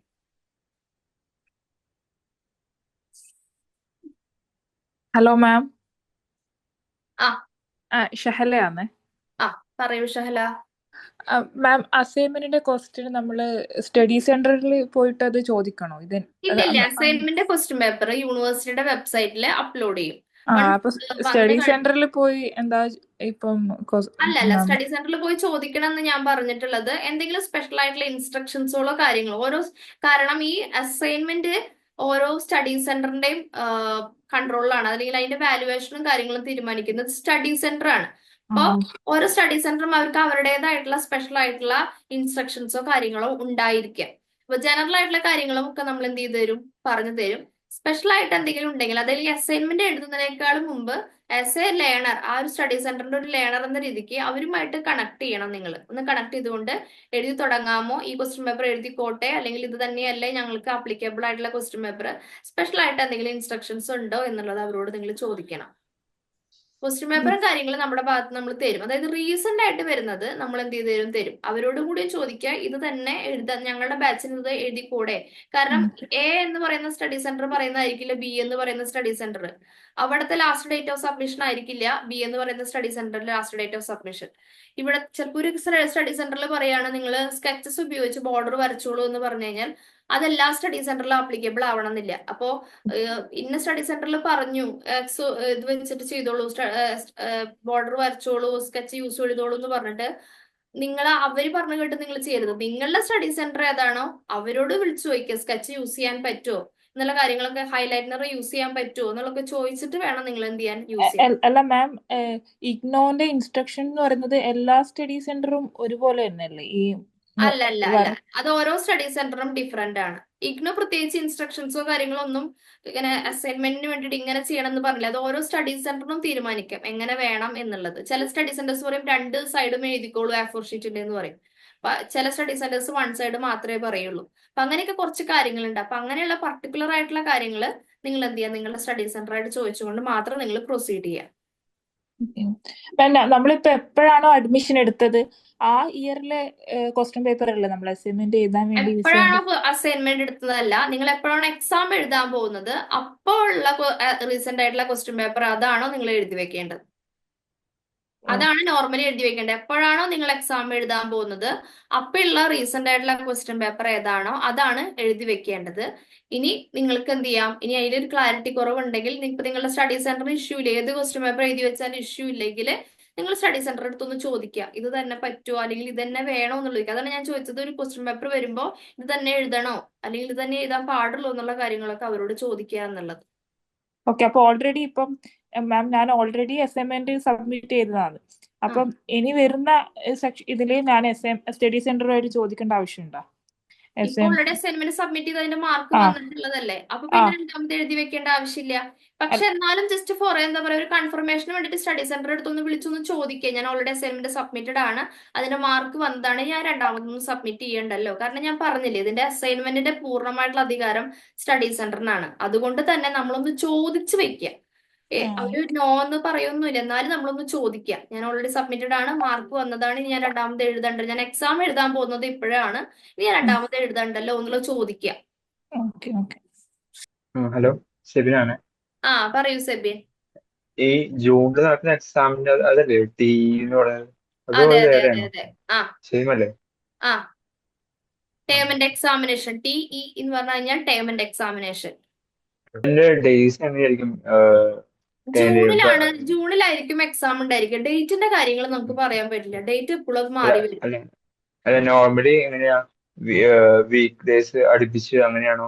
ഇല്ല ഓൾട്ടർനേറ്റ്, അത് അടുപ്പിച്ച് ചിലപ്പോ വരാതിരിക്കുക കൂടെ ഒന്നുമില്ല, പക്ഷെ ഗ്യാപ്പുകൾ ഉണ്ടാവാറുണ്ട്. അതിന്റെ കാര്യത്തിൽ നമുക്ക്, ഡേറ്റിന്റെ കാര്യത്തിൽ നമുക്ക് ഒരിക്കലും ഇന്ന ദിവസമേ വരുള്ളൂ, ഇത്ര ദിവസം അടുപ്പിച്ച് വരും, 4 എക്സാം ഒരുമിച്ച് ഒന്നും ഇതുവരെ വന്നിട്ടില്ല. ഒരു മന്തിൽ സ്പ്രെഡ് ചെയ്തിട്ടാണ് അവർ നോർമലി കൊടുക്കാറുള്ളത്. ചിലപ്പോൾ ലാസ്റ്റ് വീക്ക് ആയിരിക്കാം, ലാസ്റ്റ് 2 വീക്സ് ആയിട്ടായിരിക്കാം വെക്കുക.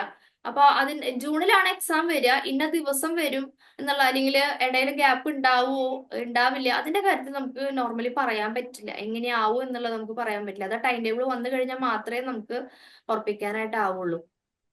എന്തെങ്കിലും ഗ്യാപ്പ് ഉണ്ടാവും ഇപ്പൊ ടൈം ടേബിളും എക്സാമും അതാ ഞാൻ പറഞ്ഞത്, അത് നമുക്ക് പറയാൻ പറ്റില്ല. ടൈം ടേബിൾ വന്നു കഴിഞ്ഞാലേ അറിയുള്ളൂ.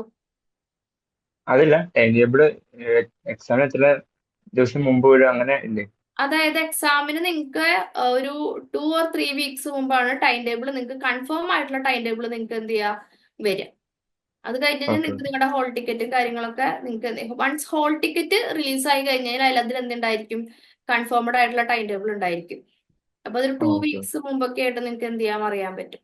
നമുക്ക് ഈ അസൈൻമെന്റിന്റെ ക്വസ്റ്റ്യൻ പേപ്പർ എപ്പോഴത്തേക്ക് നമുക്ക് കിട്ടും എഴുതി തുടങ്ങാനായിട്ട്? അത് യൂണിവേഴ്സിറ്റി റിലീസ് ചെയ്തതിനനുസരിച്ചിട്ടേ നമുക്ക് ചെയ്യാനായിട്ട് പറ്റുള്ളൂ. ഇപ്പൊ കറന്റ് ഇപ്പൊ യൂണിവേഴ്സിറ്റിയുടെ വെബ്സൈറ്റില് first semester assignment question paper release ചെയ്തിട്ടില്ല. അപ്പൊ അത് റിലീസ് ചെയ്ത ഒരു ജനുവരി ഫെബ്രുവരിയോട് കൂടിയിട്ട് അവർ ചെയ്യാറുണ്ട്. അത് വൺസ് വന്നു കഴിഞ്ഞ് കഴിഞ്ഞാൽ അറ്റ് ദി ഏർലിയസ്റ്റ് ലേൺവൈസിന്റെ ഭാഗത്തു നിന്നായാലും നിങ്ങൾക്ക് എന്ത് ചെയ്ത് തരും, അത് ഷെയർ ചെയ്ത് തരും. ഓക്കെ, അപ്പൊ മിസ്സേ, പറയൂ. ജൂണിൽ തന്നെയാണ് എക്സാം ഉണ്ടാവുക, കൺഫേം ആണ്? ജൂണിൽ തന്നെയാണ് എക്സാം ഉണ്ടാവുക. എക്സാം ജൂണിൽ തന്നെയായിരിക്കും. അത് എന്നായിരിക്കും എന്ന് പറയാൻ പറ്റില്ല. ജൂൺ ആൻഡ് ഡിസംബർ ടൈമിലായിട്ടാണ് നിങ്ങൾക്ക് 6 മാസവും നിങ്ങൾക്ക് എന്തുണ്ടാവുക, എക്സാം ഉണ്ടായിരിക്കും. അപ്പൊ എല്ലാവരും ഒരുവിധം ഡൗട്ട് ഓക്കെ എന്ന് വിചാരിക്കണു. ആക്ഷൻ ടാസ്ക് ഷെയർ ചെയ്യാം അല്ലെ ഗായത്രി മാം? നമുക്ക് അതെ ശരി, അല്ല ഗായത്രി മാം കേൾക്കുന്നില്ലേ? കേൾക്കുന്നുണ്ട്. ആ. ശരി. അപ്പൊ നമ്മള് എല്ലാ സെഷൻസിലും നിങ്ങൾക്ക് ഓരോ ആക്ഷൻ ടാസ്ക് നമ്മൾ തരുന്നുണ്ട്. അത് കൃത്യമായിട്ട് നിങ്ങൾ എന്ത് ചെയ്യുക, ഫില്ലിൻ ചെയ്തുകൊണ്ട് നിങ്ങളുടെ മെന്റേഴ്സിന് നിങ്ങൾ സബ്മിറ്റ് ചെയ്യാനായിട്ട് പ്രത്യേകം ശ്രദ്ധിക്കണം. അപ്പൊ ഈ ഒരു ആക്ഷൻ ടാസ്ക് നിങ്ങൾ എന്ത് ചെയ്യുക, കറക്റ്റ് ആയിട്ട് ഫില്ലിൻ ചെയ്യുക. കാരണം ഇത് നിങ്ങൾക്ക് ഉപകാരപ്പെടുന്ന രീതിയിലാണ് നമ്മൾ ഓരോ ആക്ഷൻ ടാസ്കുകൾ നമ്മൾ ചെയ്തിരിക്കുന്നത്. അപ്പൊ ഇന്നത്തെ ആക്ഷൻ ടാസ്ക് നമുക്ക് ഷെയർ ചെയ്യാം അല്ലെ?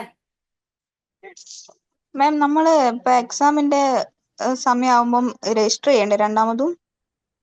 ചെയ്യണം. അതാണ് പറഞ്ഞത്, ഒരു എക്സാമിന് രജിസ്ട്രേഷൻ നടത്തുന്നതാണ്. ഒരു പേപ്പറിന് 200 റുപ്പീസ് ആണ് വെച്ചിട്ടാണ് നിങ്ങൾ എന്ത് ചെയ്യേണ്ടത്. അപ്പൊ ഫസ്റ്റ് സെമസ്റ്ററിൽ എല്ലാ സബ്ജക്ട്സ് ചെയ്തിട്ടുണ്ടെങ്കിൽ 800 റുപ്പീസ് വെച്ചിട്ട് നിങ്ങൾ എന്ത് ചെയ്യണം, അപ്ലൈ ചെയ്യണം. അതിപ്പോ ജൂണില് എക്സാം നടക്കുമ്പോ ഏകദേശം എപ്പോഴായിരിക്കും ചെയ്യേണ്ടി വരിക? ഒരു 2 മാസം മുമ്പൊക്കെ ആയിട്ട് നിങ്ങൾക്ക് എന്ത് വരും, അതിന്റെ ആപ്ലിക്കേഷൻ ഓപ്പൺ ആവും. ഒരു മാർച്ചോട് കൂടിയിട്ടൊക്കെ നിങ്ങൾക്ക് ആപ്ലിക്കേഷൻ ഓപ്പൺ ആവും എക്സാമിനേഷൻ. നമ്മളിപ്പം 2024 ഇപ്പൊ അഡ്മിഷൻ എടുത്തല്ലേ, അപ്പം ഫസ്റ്റ് സെം ഞാനിപ്പം ജൂണിലല്ലേ എഴുതുന്നത്. അതെ, അപ്പം അതിന്റെ ഗ്യാപ്പിന്റെ പ്രശ്നമൊന്നും വരില്ലല്ലോ? എൻറോൾമെന്റ് നമ്പർ ഒക്കെ അത് തന്നെ ആയിരിക്കൂലേ? പ്രശ്നമൊന്നുമില്ല. അതായത് ഒരു എംകോം എന്ന് പറയുന്നത് നോർമലി 2 ഇയേഴ്സ് പ്രോഗ്രാം ആണ്. മാക്സിമം 4 ഇയർ കൊണ്ട് കംപ്ലീറ്റ് ചെയ്യണം. അതിനപ്പുറം കടന്നു കഴിഞ്ഞാൽ രണ്ടാമത് രജിസ്റ്റർ ചെയ്തിട്ട് നിങ്ങൾ രജിസ്ട്രേഷൻ കംപ്ലീറ്റ് ചെയ്തിട്ട് നിങ്ങൾ ചെയ്യേണ്ടി വരും. ഈ എൻറോൾമെന്റ് നമ്പർ ഒക്കെ നമ്മൾ അന്ന് കിട്ടുന്ന അത് തന്നെയായിരിക്കും അല്ലേ? പിന്നെ മാറ്റം അത് വരുമൊന്നുമില്ലല്ലോ? വൺസ് ID കാർഡ് നിങ്ങൾക്ക് കിട്ടി കഴിഞ്ഞു കഴിഞ്ഞാൽ അത് നിങ്ങൾക്ക് 4 വർഷത്തേക്ക് ID കാർഡ് തന്നെയാണ്, വേറെ പുതിയതൊന്നും വേണ്ട. Okay ma'am, thank you. Exampedia തന്നെ ഫോളോ ചെയ്ത് പോയാൽ മതിയല്ലേ? അതില് ഓൾമോസ്റ്റ് എന്താ പറയാ, ഇമ്പോർട്ടന്റ് ആയിട്ടുള്ള കാര്യങ്ങളൊക്കെ ഇൻക്ലൂഡഡ് ആണ്. എന്നിരുന്നാലും ജസ്റ്റ് ഒരു തവണയെങ്കിലും ടെക്സ്റ്റ് ബുക്ക് ഒന്ന് വായിക്കാനായിട്ട് നോക്കുക കേട്ടോ. കാരണം നിങ്ങൾക്ക് നിങ്ങളുടെ കയ്യിൽ പോയിന്റ്സുകൾ വേണ്ട എഴുതാനായിട്ട്. അപ്പൊ ഒരു തവണയെങ്കിലും ടെക്സ്റ്റ് ബുക്കിലൂടെ ഒന്ന് ഒരു വായന നിങ്ങൾ എൻഷുർ ചെയ്യും. ഒരു തവണയെങ്കിലും നിങ്ങളുടെ SLMലൂടെ നിങ്ങൾ കടന്നു പോയിട്ടുണ്ട് എന്നുള്ളത് നിങ്ങൾ മനസ്സിലാക്കണം.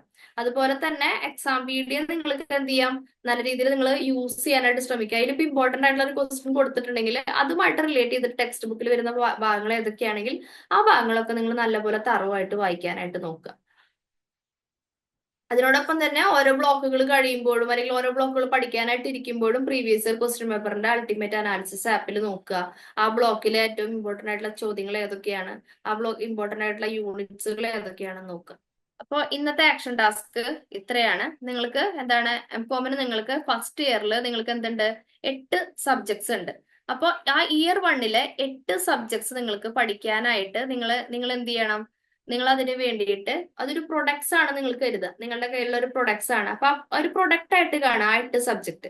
അപ്പൊ ഈ പ്രൊഡക്റ്റിന് വേണ്ടിയിട്ട് നിങ്ങൾ എന്ത് ചെയ്യുക, ഓരോ സ്ലോഗൻ ക്രിയേറ്റ് ചെയ്യുക. ഒരു പ്രൊഡക്റ്റ് ആണെന്ന് കരുതിക്കൊണ്ട് ഓരോ സ്ലോഗൻ ക്രിയേറ്റ് ചെയ്യുക. അല്ലെങ്കിൽ ഒരു ഷോർട്ട് വീഡിയോ നിങ്ങൾക്ക് ഉണ്ടാക്കാൻ പറ്റുമെങ്കിൽ അങ്ങനെ ഒരു വോയിസ് നോട്ട് ആയിട്ടോ ആ പ്രൊഡക്റ്റ് നിങ്ങൾക്ക് മാർക്കറ്റ് ചെയ്യണം. അതിനൊരു ഫോർ എക്സാമ്പിൾ ബിസിനസ് എൻവയോൺമെന്റ് എന്ന് പറയുന്ന പ്രൊഡക്റ്റ്, അപ്പൊ സബ്ജക്ട് അതൊരു പ്രൊഡക്റ്റ് ആയി കണ്ടുകൊണ്ട് ആ പ്രൊഡക്റ്റിനെ മാർക്കറ്റ് ചെയ്യാൻ വേണ്ടിയിട്ട് നിങ്ങൾക്ക് ഉണ്ടാക്കാവുന്ന ഒരു സ്ലോഗൻ അല്ലെങ്കിൽ ഒരു ടാഗ് ലൈൻ അല്ലെങ്കിൽ ഒരു ഷോർട്ട് വീഡിയോ നിങ്ങൾക്ക് അല്ലെങ്കിൽ വോയിസ് നോട്ട് അതൊക്കെ നിങ്ങൾക്ക് എന്ത് ചെയ്യാം, ക്രിയേറ്റ് ചെയ്യാം. അതിനോടൊപ്പം തന്നെ നിങ്ങളൊരു ടീച്ചർ ആണെന്ന് വിചാരിക്കുക. നിങ്ങൾ ടീച്ചർ ആണെങ്കിൽ നിങ്ങൾക്ക് ഈ ഒരു ഇയർ 1 പഠിക്കാനായിട്ടുള്ള കോഴ്സസിൽ ഏത് സബ്ജക്റ്റ് ആയിരിക്കും നിങ്ങൾ ടീച്ച് ചെയ്യാനായിട്ട് പ്രിഫർ ചെയ്യുക, എന്തുകൊണ്ടാണ് ആ സബ്ജക്ട് നിങ്ങൾ പ്രിഫർ ചെയ്യുന്നത്? ഓക്കെ, ഈ 2 ടാസ്ക് ആണ് നിങ്ങൾ എന്ത് ചെയ്യേണ്ടത്. അപ്പൊ ഇതിന്റെ ഈ ആക്ഷൻ ടാസ്ക് മെന്റേഴ്സ് ത്രൂ നിങ്ങൾക്ക് ഷെയർ ചെയ്ത് തരുന്നതാണ് കേട്ടോ. അപ്പൊ അത് നിങ്ങൾ ഇൻട്രസ്റ്റിംഗ് ആയിട്ട് ഇതിനെ എടുക്കുക, ഭയങ്കര കോംപ്ലിക്കേറ്റഡ് ആക്കണ്ട, ഒന്ന് ഇൻട്രസ്റ്റിംഗ് ആയിട്ട് എടുത്തുകൊണ്ട് നിങ്ങൾ എന്ത് ചെയ്യുക, അതിന് വേണ്ടിയിട്ടുള്ള ഒരു സ്ലോഗനുകളൊക്കെ നിങ്ങൾ എന്ത് ചെയ്യുക, ക്രിയേറ്റ് ചെയ്യാനായിട്ട് നോക്കുക. ഒന്ന് അതൊരു പ്രൊഡക്റ്റ് ആണെന്ന് കരുതുക, ഒരു സബ്ജക്റ്റ് ആണെന്നുള്ളത് മാറ്റി കളഞ്ഞിട്ട് അതൊരു പ്രൊഡക്റ്റ് ആണെന്ന് കരുതുക. പിന്നെ ഒരു ടീച്ചർ ആണെങ്കിൽ നിങ്ങൾ എങ്ങനെയാണ്, ഏത് സബ്ജക്റ്റ് ആണ് പഠിപ്പിക്കാനായിട്ട് ചൂസ് ചെയ്യുക, എന്തുകൊണ്ടാണ് ആ സബ്ജക്ട് ചൂസ് ചെയ്യുന്നത്. ഓക്കെ, അപ്പൊ ഇനിയിപ്പോ നമ്മുടെ സെഷൻ 1 കഴിഞ്ഞു, സെഷൻ 2 കഴിഞ്ഞു, സെഷൻ 3 നമ്മളുടെ കഴിയാണ്. ഇനി നമ്മൾ അടുത്ത സെഷൻസിൽ നിങ്ങളുടെ ആക്റ്റീവ് ആയിട്ടുള്ള പാർട്ടിസിപ്പേഷൻ നമ്മുടെ ഭാഗത്ത് നിങ്ങൾ എക്സ്പെക്ട് ചെയ്യുന്നുണ്ട്. അപ്പൊ ഇന്ന് ഇതുപോലെ ആക്റ്റീവായിട്ട് പാർട്ടിസിപ്പേറ്റ് ചെയ്ത പോലെ തന്നെ വരും ദിവസങ്ങളിലെ സെഷനിലും നിങ്ങളുടെ ഭാഗത്തു നിന്നുള്ള ഇതുപോലെ തന്നെ നിങ്ങളുടെ എന്താ പറയാ ഇൻവോൾവ്മെന്റ് നമുക്ക് വേണം. അപ്പോൾ ഇനി നിങ്ങൾ പതുക്കെ അക്കാഡമിക് ജേണിയിലോട്ട് നിങ്ങൾ പ്രവേശിക്കുകയാണ്. അപ്പൊ ഇന്ന് നിങ്ങളുടെ സിലബസിനെ കുറിച്ച് നിങ്ങൾ ഡീറ്റെയിൽ ആയിട്ട് നിങ്ങൾ എന്ത് ചെയ്തു, അറിഞ്ഞു കഴിഞ്ഞു. എങ്ങനെ പഠിക്കണം, എത്രമാത്രം പഠിക്കാനുണ്ട്, എങ്ങനെ പഠിച്ചാലാണ് ഈ വർഷത്തെ അല്ലെങ്കിൽ ഈ സെമ്മിലെ സബ്ജക്ട്സുകൾ നിങ്ങൾക്ക് നല്ല രീതിയിൽ കംപ്ലീറ്റ് ചെയ്യാന്നുള്ള കാര്യങ്ങളൊക്കെ നിങ്ങൾ അറിഞ്ഞു. അപ്പോൾ നാളെ മുതൽ നിങ്ങൾ എന്ത് ചെയ്യുക, പതുക്കെ നിങ്ങളുടെ അക്കാഡമിക് ജേണിയിലോട്ട് നിങ്ങൾ എന്ത് ചെയ്യുക, കടക്കാനായിട്ട് ശ്രമിക്കുക കേട്ടാ.